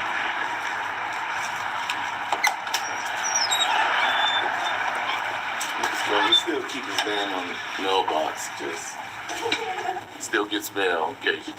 Yeah, Guy sounds like he's this is gay, us on man. the 4th of July, 2017. And these are our co-workers. We both work together at the Conga Lounge in Minneapolis, Minnesota. And that's Floyd right here. And they never forgot him because he was a people person. Hey, Vital, yo, I don't support George Floyd or the whole movement that came behind him. This ain't about George Floyd. This is about Black Lives Matter and the play that they ran on black people. And he socialized, and the kids was always, looking up like, wow, the guy's pretty tall. Floyd's about 6'7". So we can head upstairs and I'll show you where Floyd's room was. That man gay, man. They was in a relationship. That's George Floyd's boyfriend. That's the fuck was really going on. So that makes even, now it makes perfect sense how the gay movement and BLM was the same movement. It sounded like it started off behind the gay man. Eventually we were roommates, but Okay, when I first moved here, it was just me and Floyd, and Teresa later on moved in with us. And this was his room, much bigger, the biggest room in the house, and he was a big guy, so he always enjoyed it. The difference was like he had a desk right here, and the only thing he always kept right there was Look at his mannerisms. Bible. Look at your mannerisms, man. He smoked cigarettes, and that was the only thing you seen on his desk. He had some good moments here. It was like we lived together almost, I guess it was about 4.5 years, almost 5 years. Yeah. Him and Teresa often read the Bible together, and that was All of these is what he did. Like he got Proverbs marked right here. He used to read this all the time. Let me see, what else did he read? He read Matthew's right here. And so he used to be in his room, and our room was next door. And I used to hear him out loud reading his Bible all the time. And I used to be listening to him. I'm like, wow, he really do be reading that Bible, The last day I seen Floyd, we stood up here on the top of the stairs. And this time we prayed longer than we ever did. I think we prayed for like about 5 or 8 minutes. Usually we'll do a prayer and it's like quick and everything. But this day we prayed longer than we ever prayed. And I said, Floyd, I'll see you when you get back, okay? He said, T, I'll be back. I said, promise me you coming back. He said, I promise I'll be back. And that was the last time I seen him. That was the very last time I seen Floyd, that day when we prayed upstairs, and I didn't see him no more after that. Hello, how are you? Hi, very nice to meet you, Alvin. Hey, Teresa, how are you? So you guys, in many ways, were some of the people that were the closest to him. And I don't remember seeing your faces on the news or anybody talking to you, so I guess let's just start with that. When was the first time you met George? Well, I first met him in 2017. We ended up knowing each other. He was in the treatment center, and I actually was there too. But I was there for the alcohol. He was having problems with the pain pills. So when we met, we was unaware that this was. We both was in They the were same smoking crack situation. together? So you guys met, and you figured out that you were going to the same treatment center, and I think, did that probably establish an instant connection between you two? during that time, you talk about a lot of things that led you to where you were, and you get an idea of who the persons that are around you, more one-on-one. And he was real open about, things he was going through and what he wanted to be. And his whole dream was to get his life together, and have a good job and be able to take care of his daughter as well as his family. He wants a fresh start, and he wanted to do better, and he happens to run into you, and this is a beautiful home. The Floyd that I knew in this house was a good person. And if he did do something bad, he hid it from us. He didn't do it around us. If he did it out there, he did it out there. That's his business. It's not mine. Addiction is hard. Yes. It's full stop hard. Right.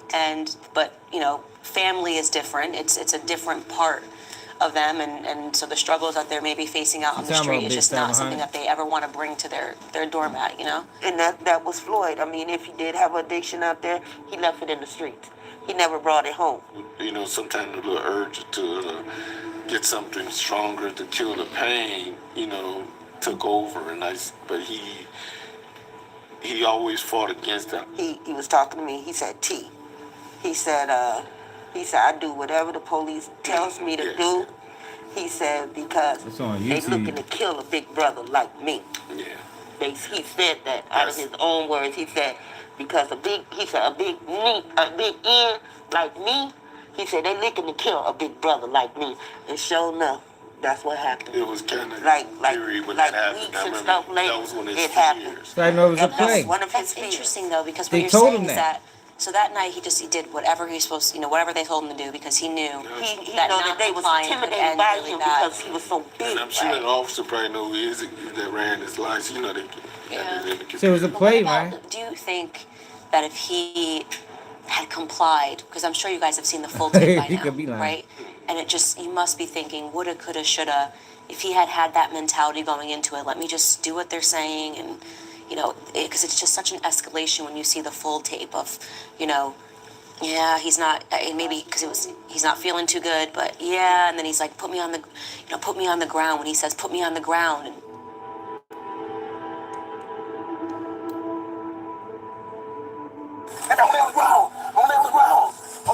Alright, I ain't trying to watch that.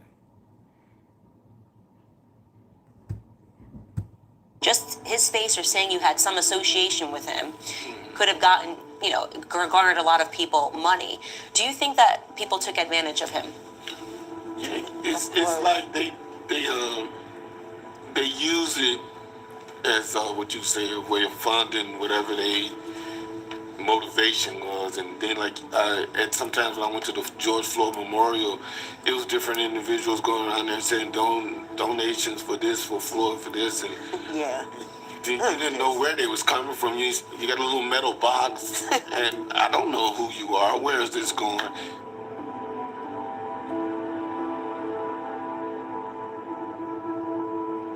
To meet with the president and the vice president, and for them to show their concern to our family, and for them to actually give an ear to our concerns and how we feel on the situation. I have to be strong, because that's what he would want me to do.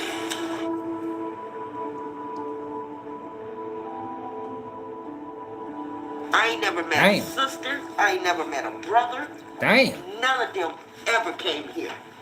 And Floyd been living in this house. We've been in this house going on 6 years, am I right? But for 4 years, no. He just... They never wanted his stuff. I mean, I would think that if my they didn't son, even come and look daughter... and see where the man lived at. They never came to see where Floyd lived. They never came to get none of his stuff. Nothing. That was my oldest brother. I love him. I'm never going to get my brother back. I would like to get something one day to meet his daughter, because it's like, that's an extension of him. Right. And I just to be proud to just see one time. Well, not his daughter now. We found out he got more. That's probably what happened, Ricky Rick. That wasn't true. So you mean 3 kids came that ain't his? Just one. I think they did a DNA check, and the boy is not his, another girl. Are you serious? Rumors, I don't know. Oh, the fuck up. How they get to look at him? He know everything. They was in a relationship together. Got more. Well, they found out that wasn't true. They never came to see where Floyd lived. They never came to get none of his stuff. Nothing. That was my oldest brother. I love him. I'm never gonna get my brother back. Yo, I would lying. like to just like say one day That nigga ain't here. this Yo, be ain't his even. daughter because it's like Yes. that's an extension of him. Right. And I just to be proud to just see one Well, not his time. daughter. Now we found out he got more. Well, they found out that that wasn't true. So you mean 3 kids came that ain't his? Just one. I think they did a DNA check, and the boy is not his, and the other girl. Are you serious? Rumors, I don't know. That's we gotta leave that to Maury. I don't do that. I don't do paternity. She said that. She said that's more. That's Maury's kids. That's not what we do here. That was a good one. That was a good one. You guys, thank you so much. It was what a pleasure to sit here and talk to you guys. It was just absolutely amazing. Yeah, it might be a mixture of both, man. I don't care about his criminal past. Come on, man. Come on, man, please.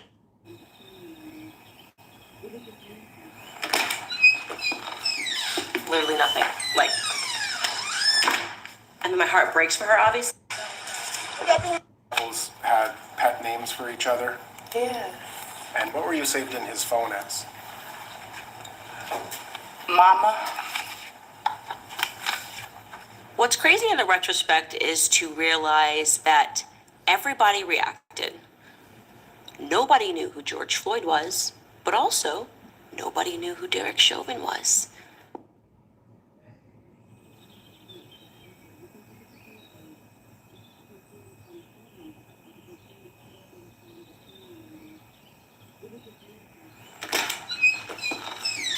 Literally nothing. Like, I mean, my heart breaks for her, obviously, like hearing, like, she's obviously just devastated, but she's being told by his lawyer to say absolutely nothing. So she's not going to come on camera. She's not going to participate. He's not going to come on camera or participate because they have a pending appeal. And my frustration and what I expressed to her is I'm just like, so your strategy for the appeal is the same thing that your strategy was during the entire trial. Silence. Allow the media to tell the story. I said to her, I said, this might be the only opportunity that you guys have, right? You've already lost in the court of public opinion. So how is it going to hurt you? He's lost, right? How is it going to hurt you to allow his voice to be heard and to tell the story from his side? Nothing. Like, the lawyer's running the show, and to be honest, I think it's the worst strategy. There's just no way he's going to win in the court of public opinion by saying nothing, you know? Like, super frustrating, but that's a dead end. So I can't imagine raising up a child and loving a child and knowing who he is and watching the media in virtually minutes be able to strip that person of their identity and to create a new identity for them. I felt her pain. I did. I felt her pain, and I felt that the only thing we could offer to do was to expand on who Derek Chauvin actually was. People were taking a picture, not even a picture, a still from a video, and saying, Satan, this is your Satan. People were taking a storyline that was given to them from the media and saying, here it is, George Floyd, he's your hero. That's it. That's the story. The end. It's insane.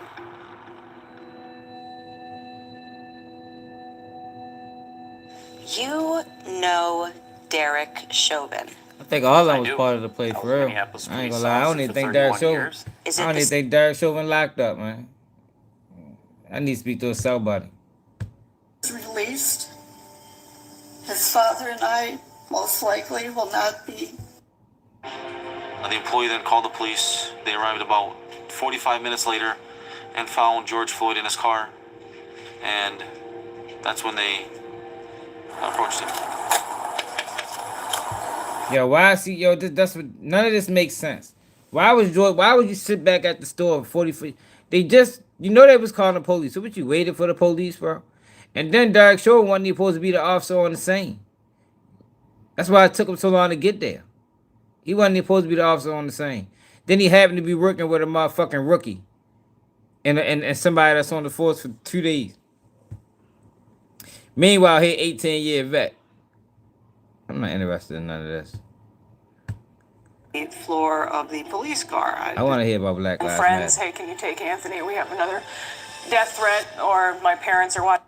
Friend of Chrissy Teigen. You've tagged her in this post because you sell her products. She comments on this post as well. Right. Basically saying, use the shampoo to clean up the graffiti. And my looting cream comes out in October. So they're having fun. They're mocking the looting. Right. You should be in federal prison if you're inciting violence with that many people That's what I want following. to talk about. Black Lives Matter. That's what I want to hear about. My name is Fraser Ross, and I own retail stores in Los Angeles, California. During the George Floyd protests that swept the nation, what happened? We were looted for over $400,000 worth of merchandise. Wow. It was a disaster. You then went online, and what did you observe that you thought was out of the ordinary? Chrissy Teigen had posted on her Instagram, I'll help the protesters get out of jail. Look, come on now. None of that shit makes sense. Yeah, it was Palace of Bricks. I forgot about that. It definitely was Palace of Bricks. You ain't lying about that. Look at this shit. Come on now, yo. Ain't nobody think none of this was strange? Chrissy Teigen is offering $200,000 to bail people out of jail. Yo. I mean, has she offered this type of... The niggas still getting arrested. Shit. So a lot of motherfuckers need to make bail. I mean, are you still... is this offer still on the table? Chrissy?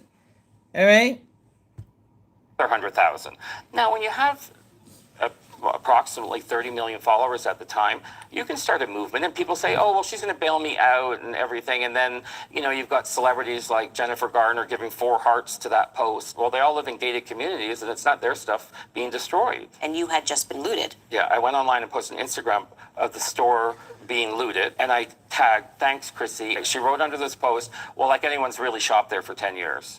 So her instinct after seeing that your store had been actually looted, her response is, well, no one shops at your store anyway. So she was not sympathetic to the victim in this circumstance. Not one bit. But Jen Atkins was actually worse. Jen Atkins, she's a friend of Chrissy Teigen. You've tagged her in this post because you sell her products. She comments on this post as well. Right. Basically saying, use the shampoo to clean up the graffiti. And my looting cream comes out in October. So they're having fun.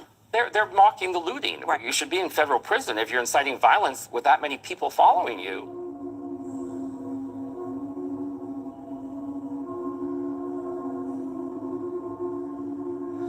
So Dana decides to jump in and call you and Kitson a racist store because you were upset that your store was looted. Yeah. This made you a racist somehow. Right. So this was quite literally blaming the victim. Then what happened? She sends a DM saying, well, before we get on the phone, you're going to have to apologize to Chrissy Teigen, and then I'll take down the post. Dana Omari, from her Instagram account, wrote exactly this. You need to make a formal public apology for blaming a woman of color, she was referring to Chrissy Teigen, for your store being looted. She a woman of color? And Chrissy needs to be named. In this apology, you should mention it was insensitive to place the blame on a single person, and that the true cause of the riots is the mishandling of police brutality toward George Floyd and the Black community as a whole. You should also say that while you are devastated by the looting of your store, you recognize it comes from a place of privilege to be concerned about replaceable items when others are protesting for their rights to live. If you apologize, I will happily remove all posts concerning your store. How does that sound? So this blogger, just to recap, has essentially jumped in on behalf of Chrissy Teigen. Right. So we got on the phone for 53 minutes, and most of the conversation was, you need to apologize to Chrissy Teigen. I said, I'm not apologizing to her. There's no reason to apologize to Chrissy Teigen. But what are you looking for? Are you looking for money? Okay. I was worried that how aggressive they were, and the looting was still approaching. And my main store, the value in that store is much greater than the store that got looted.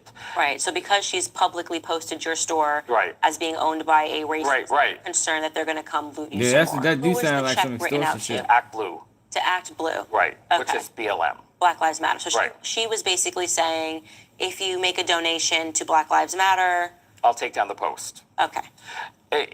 And then after she got off the conversation with me, she texts me from a phone number. And if you This don't is make the extortion. donation, I'm going to repost this. I'm going to make another post on unfortunate posts that won't be good. Damn. That's vicious. So let me ask you a question. Chrissy Teigen, Jen Atkin, a blogger in which they both follow. Why do you think they felt the need to get involved on such a level and to be so supportive Not of with black women. the looting? Well, I think there was a side that they felt that it would help them become relevant and heroes and everything. Hell Did no. Dana mention anything to you about Chrissy Teigen and her having a relationship? Yes, she said Chrissy Teigen thanked me for what she did. Wow. Yeah. So she thanked the blogger Yes. for calling you a racist. Yes. And I guess having an outrage Yes. mob Yeah. descend on you online. Yes.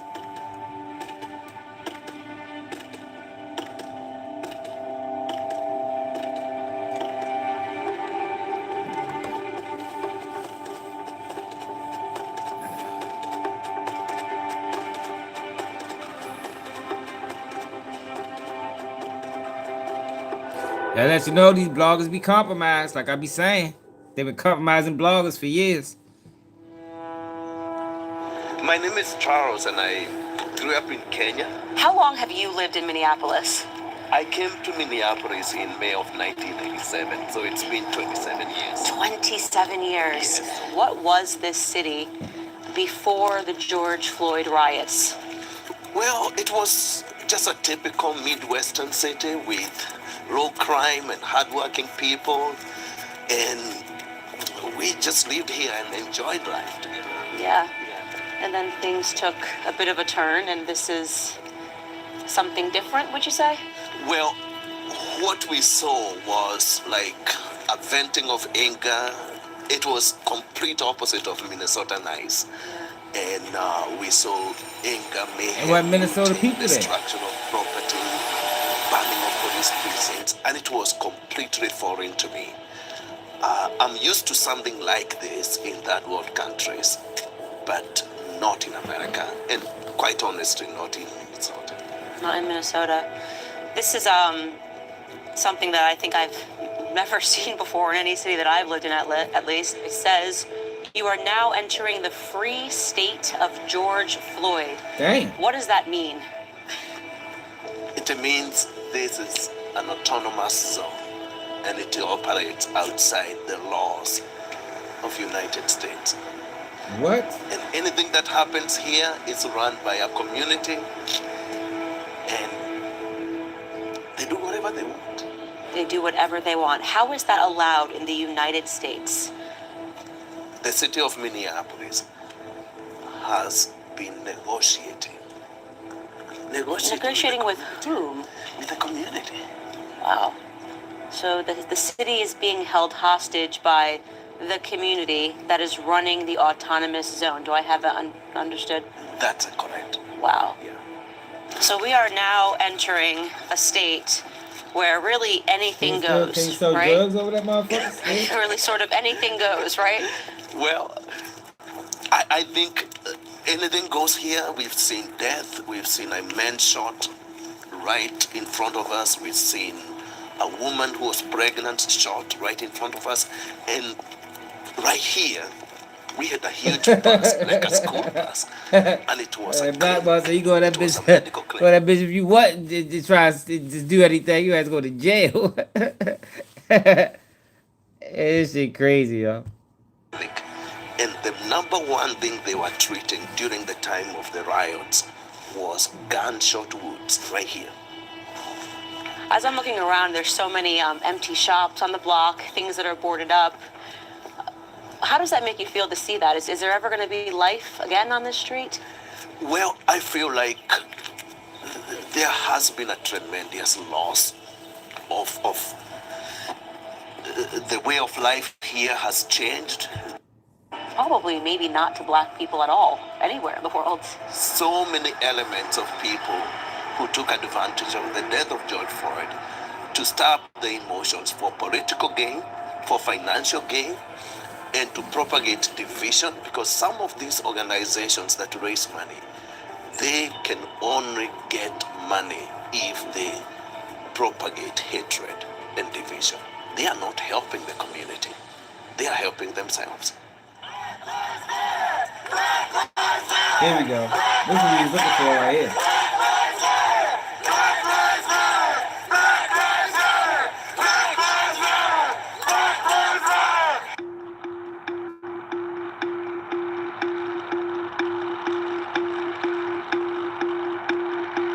Where have you seen that money impacted throughout the city?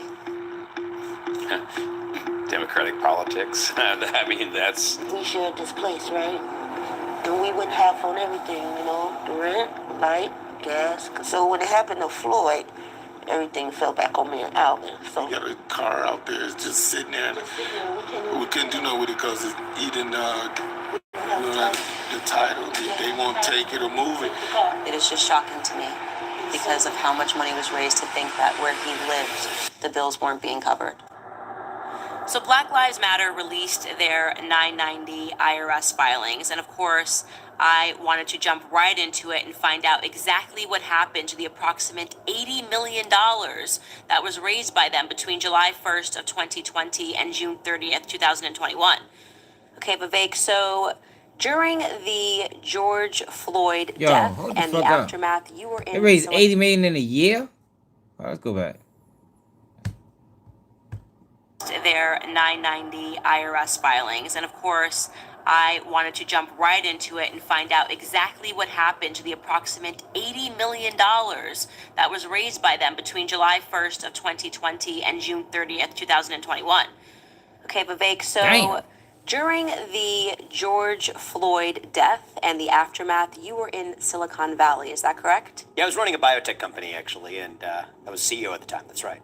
What was the corporate reaction in Silicon Valley? It was a pledge of allegiance to one cause, to turn this man, who had died in a tragic death, no doubt, into some type of new modern messiah figure. And I thought that the religious quality of every company bending the knee was a bit odd. And I was actually pretty keen on I making thought it sure was that odd too. I didn't lie to my employees, that I didn't tell them something that I didn't believe about this. I sent an employee all email. And I said, look, I understand there's racial riots across the country, or there's unrest across the country. I hope everybody's safe. Let us know if you need us to support you. That was about it. And I remember Shit, I the don't know. reaction that I got, that somehow that failed to meet the moment because I didn't recite the same ritual incantation that every other CEO was pledging allegiance to across the country, a corporate statement made by the same PR firm that effectively ended in Black Lives Matter. Yeah, absolutely. And we've been sort of investigating throughout this documentary, where did the money go that was given to Black Lives Matter? We never even really got a full answer of how much money was given. I often say that BLM now stands for Buy Lavish Mansions, because that's what the BLM movement does. You actually saw in recent weeks there was a person who was effectively working for BLM that personally purchased a mansion, and she pays $3 million for it. Within days, like I think it's 48 hours later, flips that to the BLM organization, who pays nearly $6 million for that same house, booking a personal profit to the Damn. person who actually bought it. So that's a self-dealing transaction that enriches personally somebody who's working for Black Lives Matter. Why is BLM buying big lavish mansions in the Yo, first she place? bought the bitch When and sold their it to donors herself. were understandably outraged Yo. by the Yo, luxurious she purchase. bought the mansion and sold it to herself for more than she brought it for. God damn. Yo, that shit crazy. I wish I could do some shit like that and get away with it. Patrisse Cullors came forth and also admitted that she hired both her mother and her brother to work at the property. What sort of work, you ask? Well, Patrisse Cullors' brother, Paul Cullors, is a graffiti artist by trade. That's what he's done his entire life. He's done graffiti. Patrisse instead hired her brother to do security for her. She paid Paul $840,000. That's almost $1 million Hey, in Sam, just show yourself 1 some year dope, to Sam. her graffiti artist brother, his newly established Best security advice I can firm. give you, y'all. Now, that makes her a great sister, but perhaps she's an even better baby mama, because Patrisse also gave funding from Black Lives Matter to take care of the man who fathered her son. His name is Damon Turner, and he received $970,000 from BLM to his company Trap Heels LLC, which purportedly provided live production and media. So that makes Patrisse a great sister, a wonderful baby mama, and also, by the way, she's a fun mom. Because one of the events that Patrice organized at her BLM mansion was for her young son's birthday party. Nothing says taking on police brutality quite like hosting a birthday party for your young son in a Los Angeles mansion paid for by donors to the cause. Patrice Dang. likes parties, by the way, because she also threw a party there to celebrate the inauguration of Joe Biden and Kamala Harris. And Dang. yeah, that's somewhat suspicious because what do Democrats have to do with Black Lives Matter? I Everything. think I'll just leave that question open-ended. Also suspicious is the fact that Black Lives Matter designated a whopping $8 million to an out-of-country grant. What? I thought this charity was about addressing police brutality in the United States. Apparently, to do that, I don't you think need so to either. send $8 million to Toronto, Canada, to an organization named M4BJ. They purchased a $6.3 million, 10,000 square foot downtown property in Toronto. And I should also mention that M4BJ is run by Patrice's wife, Jeanette, because it is. Oh, She shit. is the co-founder, believe it or not. So And they're here's where spreading it the gets wealth. really interesting. Janaya Khan She's right. is gender non-conforming.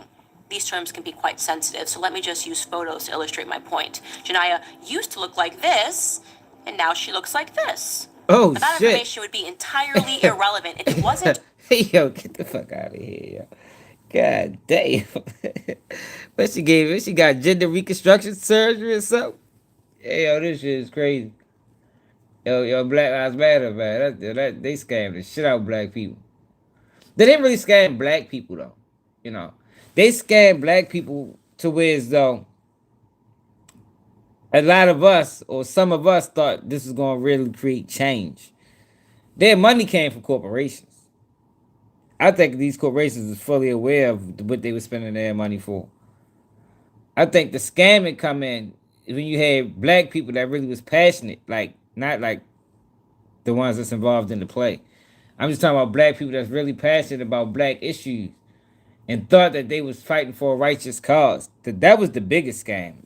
I don't even give a fuck about the money for real. For the way that Patrice Cullors saw it fit to spend the rest of Black Lives Matter's money. Ready for some BLM pride? Well, according to their IRS form, $200,000 went to the Transgender Justice Funding Told y'all. Project. Another $200,000 went to the Transgender United Fund. Another $200,000 went to the Transgendered Law Center. Told y'all. Another What's up, Sean? $200,000 went to Black Transgendered Media. Another $200,000 went to the Transgendered Variant and Told y'all, Intersex y'all. Justice Project. And I never even watched this shit. Like I've been telling people before I had any of this information. I've been telling people, yo, LGBTQ movement was the Black Lives Matter movement, man. That's what it was. I don't know if I think it might have been that the whole time. And black people ain't benefiting from that movement either. You understand what I'm saying? They just use black people to push it. But black people ain't benefiting from this movement. Another $200K went to the Transgendered District. By the way, if you're wondering what that is, it's purportedly going to be the all transgender district. And I guess that's really, really important for Black America advancement in society, I guess, or whatever. Another $200K went to the St. James Infirmary. That organization, by the way, is for, according to their website, it's run by sex workers and is for them. Specifically, escorts, BDSM workers, strippers, peep show workers, phone sex operators, and webcam performers. It was actually the St. James Infirmary that created the Transgendered District. So that's just an organization within This another the agency Ray J organization, be talking which, by the about. way, you see a lot of when you go through these documents. So yeah, going to be apparently great big things involving sex workers in the future for Black America. In continuation, the Center for Halstead received $200,000 from Black Lives Matter. They are Chicago's community center dedicated to securing the health and well-being of lesbian, gay, Dang, bisexual, yo, how much money is this? transgendered, It's and about 10 million? They put about 10, and now you know why so many motherfucking rights have been passed since Black Lives Matter. Yo, I'm trying to tell you, if we go back to 2012,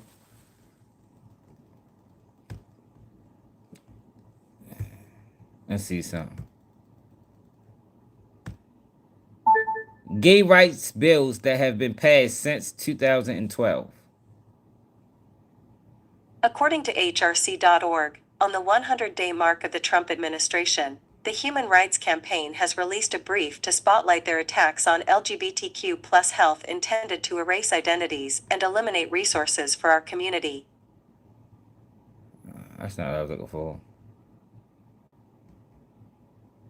What the fuck? I'm paying you shit.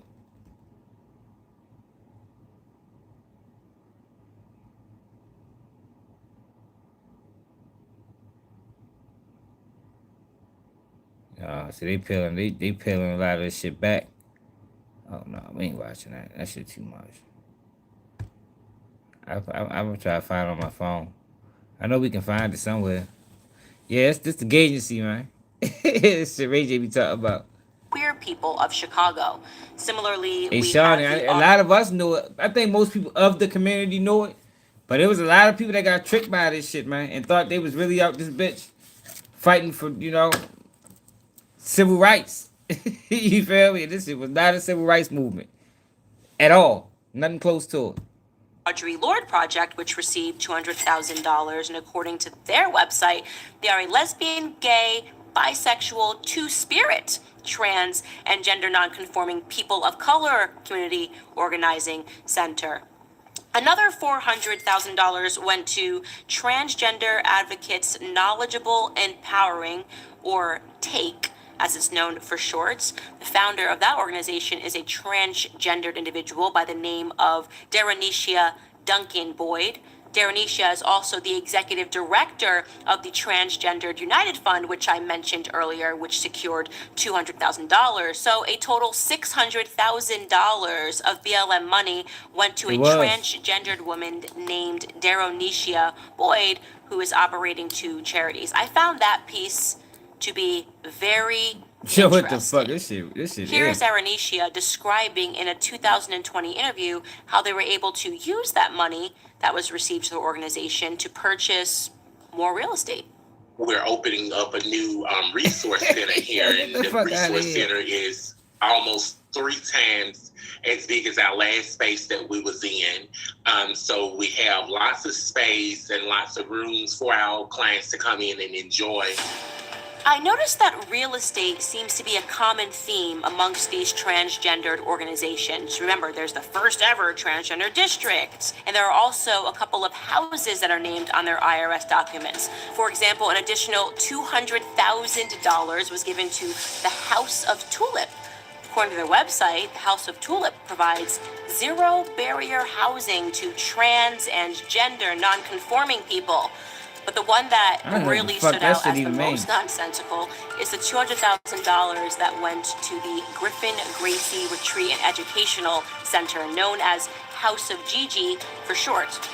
According to that website, they provide services and resources that positively impact the lives, history, and visibility of transgender, gender questioning, and gender non-conforming persons. And what the fuck is that? I need that. What is gender questioning?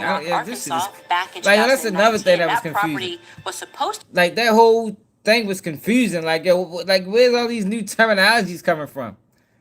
Like, this is a wild time, y'all. To serve as an oasis and a retreat for transgendered person, but they admit, also on the website, that they actually never held such a retreat. First, because their founder had a stroke and was recovering, and then and that's my thing too, Sean. Like I don't, you can do whatever you want. I just didn't like how Shawnee said. I didn't like how they used black people and black civil rights to push this shit. Like if this is y'all wanted to do, y'all should have just made that obvious from the beginning. You know, be upfront with it. Look, man, we getting some money together and we pushing gay rights. Hey, do your thing. You feel me? Hey, but don't use black people and police brutality and mistreatment of police to black people. Don't use that to do it, y'all. I thought that was disrespectful. And I think that's the biggest scam. Like, fuck all the money shit. The biggest scam to me is that they use black people and a real issue that happens in the black community to push gay rights. They still couldn't host a retreat, Without and despite having never not even just hosted that, a retreat, they could have just said that's what we on. You know, this is the gay rights movement. You know, gay people have been getting treated wrong throughout this country, and we want to make it. We want to see things different. Hey, shit, do your thing, but don't lie. at this amazing Oasis property that they purchased. In 2021, they announced that they purchased a second property next door to the first one. So, yeah. Now, all of the organizations that I just mentioned, none of them, not one, is up to date on filing a tax return with the IRS, which is required for charities, because charities, remember, they don't pay taxes. In other words, I'm not able to tell you how any of these transgendered organizations spent the money that BLM poured into their organizations during the 2020 and 2021 tax year. If you continue to look through BLM IRS docs, you'll notice that they gave millions of dollars to various Black Lives Matter organizations throughout America, or at least at first glance, it appears that they did. A closer look, you'll see that they actually dispersed that funding to organizations that were in care of Black Lives Matter. This means that actually another organization is accepting the donation on behalf of BLM. Oh, wow. So I decided to investigate that further, and I noticed a really bizarre pattern. A lot of those organizations train activists. They train the youth to become activists in their communities. One organization even goes as far as bragging on their website about their history of getting arrested, protesting, and they offer courses on various techniques like bird dogging. That's a technique that's used to confront politicians.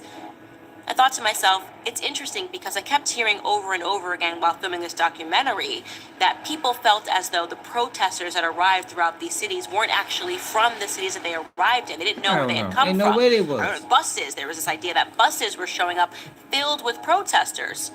It's a fair question then. Is it plausible that Patrice was giving money to groups that were creating protesters or training activists from? I mean, why else would Patrice give millions of dollars to so many trained activists? I wanted to investigate that piece a little further, and so I made some phone calls. So I want to call some of these groups today, pretend that I want to give money to the organization, and see what I can find out about what they do. So I get the feeling that none of these multi-million-dollar organizations are going to pick up the phone. We are not able to take your call. The Google subscriber you have called is not available. They're probably not even real numbers. You have the wrong number. Thanks and goodbye. What? Please leave a message after the tone. No one's available. They shell companies. Verizon Wireless. The Google subscriber you have called is not available. They shell companies.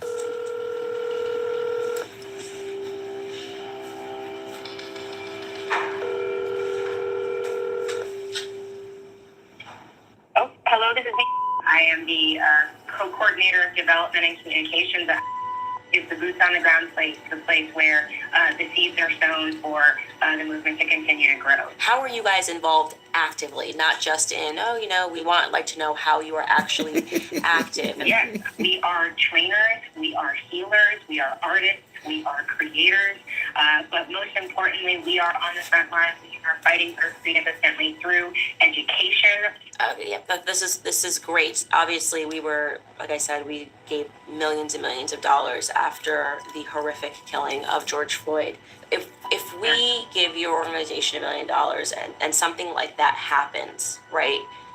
How are you getting involved? In the past, and provided movement support and accompaniment on the front line at protests. We have supported bail funds. We have supported pop-up workshops. We are not only keeping people prepared by preparing their minds for the movement, but we're also putting them in community with spiritual workers and with other educators on the ground during those protest efforts, along with made a significant gift for this specific purpose of bailing out protesters during the 2020 uprising. That's so wonderful. One of our economics and governance organizers who works for was actually arrested in Kentucky as part of a protest. And we have been standing with her throughout that work and been showing up for court dates and packing the court and offering her legal support. So that's what we want to see. That's what we're looking for. Yeah. Thanks so much for your time. I hope you have a good day. You too. Thank you so much.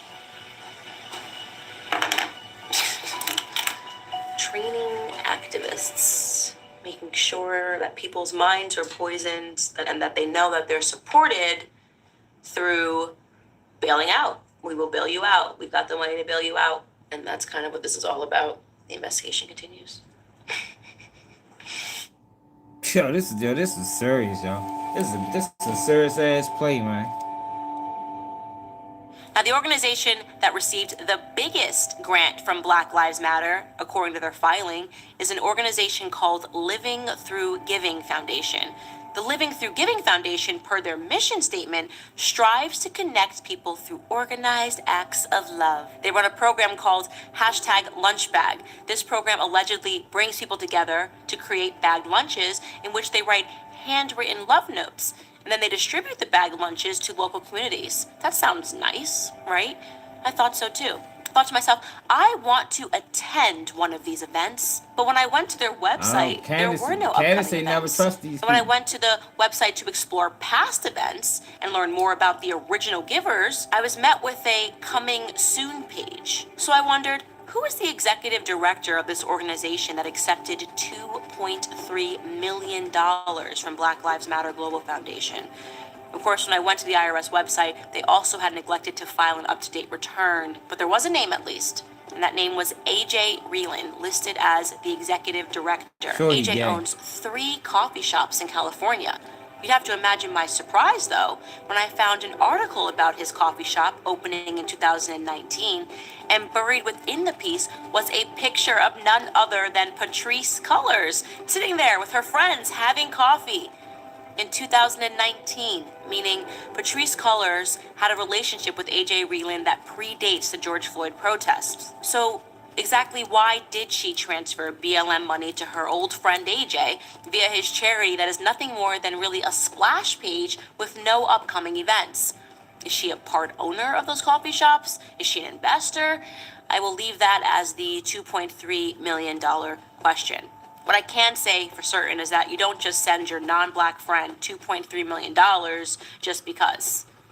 Perhaps most hilariously, you'll recall that the founders of Black Lives Matter pride themselves on being abolitionists. They want to abolish the old systems of white supremacy, the systems which keep Black America away from garnering our true generational wealth and financial freedom in this horrible she got some country. serious backing too. Which makes it somewhat odd that they invested $32 million into the stock market. Wall Street, what a great way to abolish the system of white supremacy. Invest in stocks. I think that the IRS docs in the end lead to more questions than they do answers. And if you were an individual who gave to this organization, a well-meaning individual who gave because you thought it was going to help Black America, then you should get answers to those questions. So we are headed to Laurel Canyon. We've yet to see any Black people in this neighborhood. There were a ton of cyclists coming through. Not that that's an issue, but it just seems a bit strange because the Black Lives Matter messaging, of course, has been that Black people cannot be safe in white spaces. So it's an unusual decision to buy a home in a neighborhood that doesn't have any Black faces and is surrounded by what we've been told are violent white people that don't want to see Black Americans become better. So hopefully, as we are heading now to the house, we'll be able to speak to somebody on the property. Is this a creative space for Black Americans? Why did we purchase this property with the money that was raised on the faces of so many dead Black people? I'm assuming it's going to be a welcoming environment. We'll see. So there's definitely somebody home. Hello. I was just looking to speak to whoever is at this property. Sir? Hello? I don't know if he's going to get someone. I see a very cute German Shepherd, it looks like. This morning, I woke up to Candace Owens being outside of my house with a news crew. Looks to be maybe in his mid-40s, white male, black hat, and he is, whoever he spoke to on the phone has instructed him to record us, which is strange because we just want to talk. And what I see in the driveway are 2 cars and a sign that says you are exactly where you are supposed to be. She was demanding that I come outside. Hi. Hello. Hi, you're welcome to record. I just want to talk. Are you instructed not to speak to anybody? We're not trying to harass you. We'll gladly leave. We're just wondering if we can speak to anybody. Sorry, what was that? Okay, I just thought this was a house for Black Lives Matter. It's unacceptable and it's dangerous that anybody, any stranger, come outside of my house. You're just trying to figure out if this house is actually being used for Black people in a creative space at all. And it doesn't seem that way. What happened this morning is not safety. It's not what I deserve. It's not what any of us deserve. I can't see how this purchase helped Black lives anywhere in America. I can't even find a Black life on the property. The dog's not even Black, so there's that. So they're literally trying to destroy us. They're trying to destroy me. They're trying to destroy the movement. And I just need us to be stronger. Thank you, sir. Have a great day.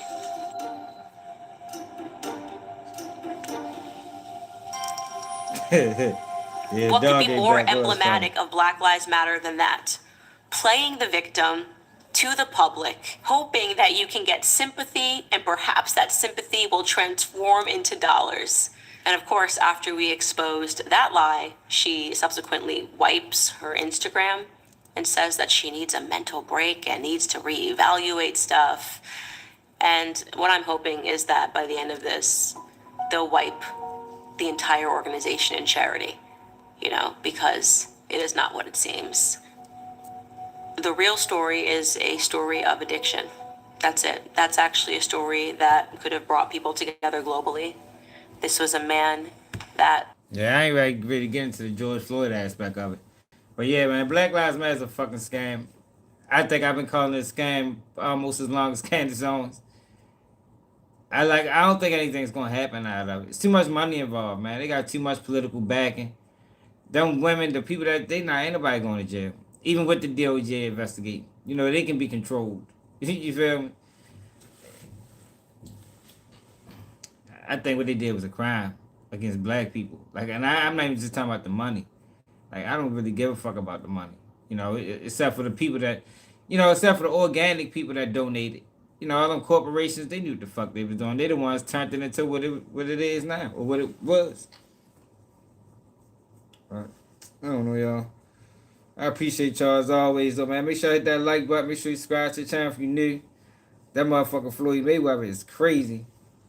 Yeah, Floyd Mayweather wild as shit. Hey, yo. They gave Floyd Mayweather the Championship of Israel Award. First and last ever recipient. Yeah, man, salute to Floyd Mayweather for his accomplishment. It's probably the biggest thing he ever going to get in his life. But appreciate it, shower. Make sure y'all hit that like button. Make sure y'all subscribe to the channel. Make sure y'all share it live. So never dare keep it G News. And I'm out.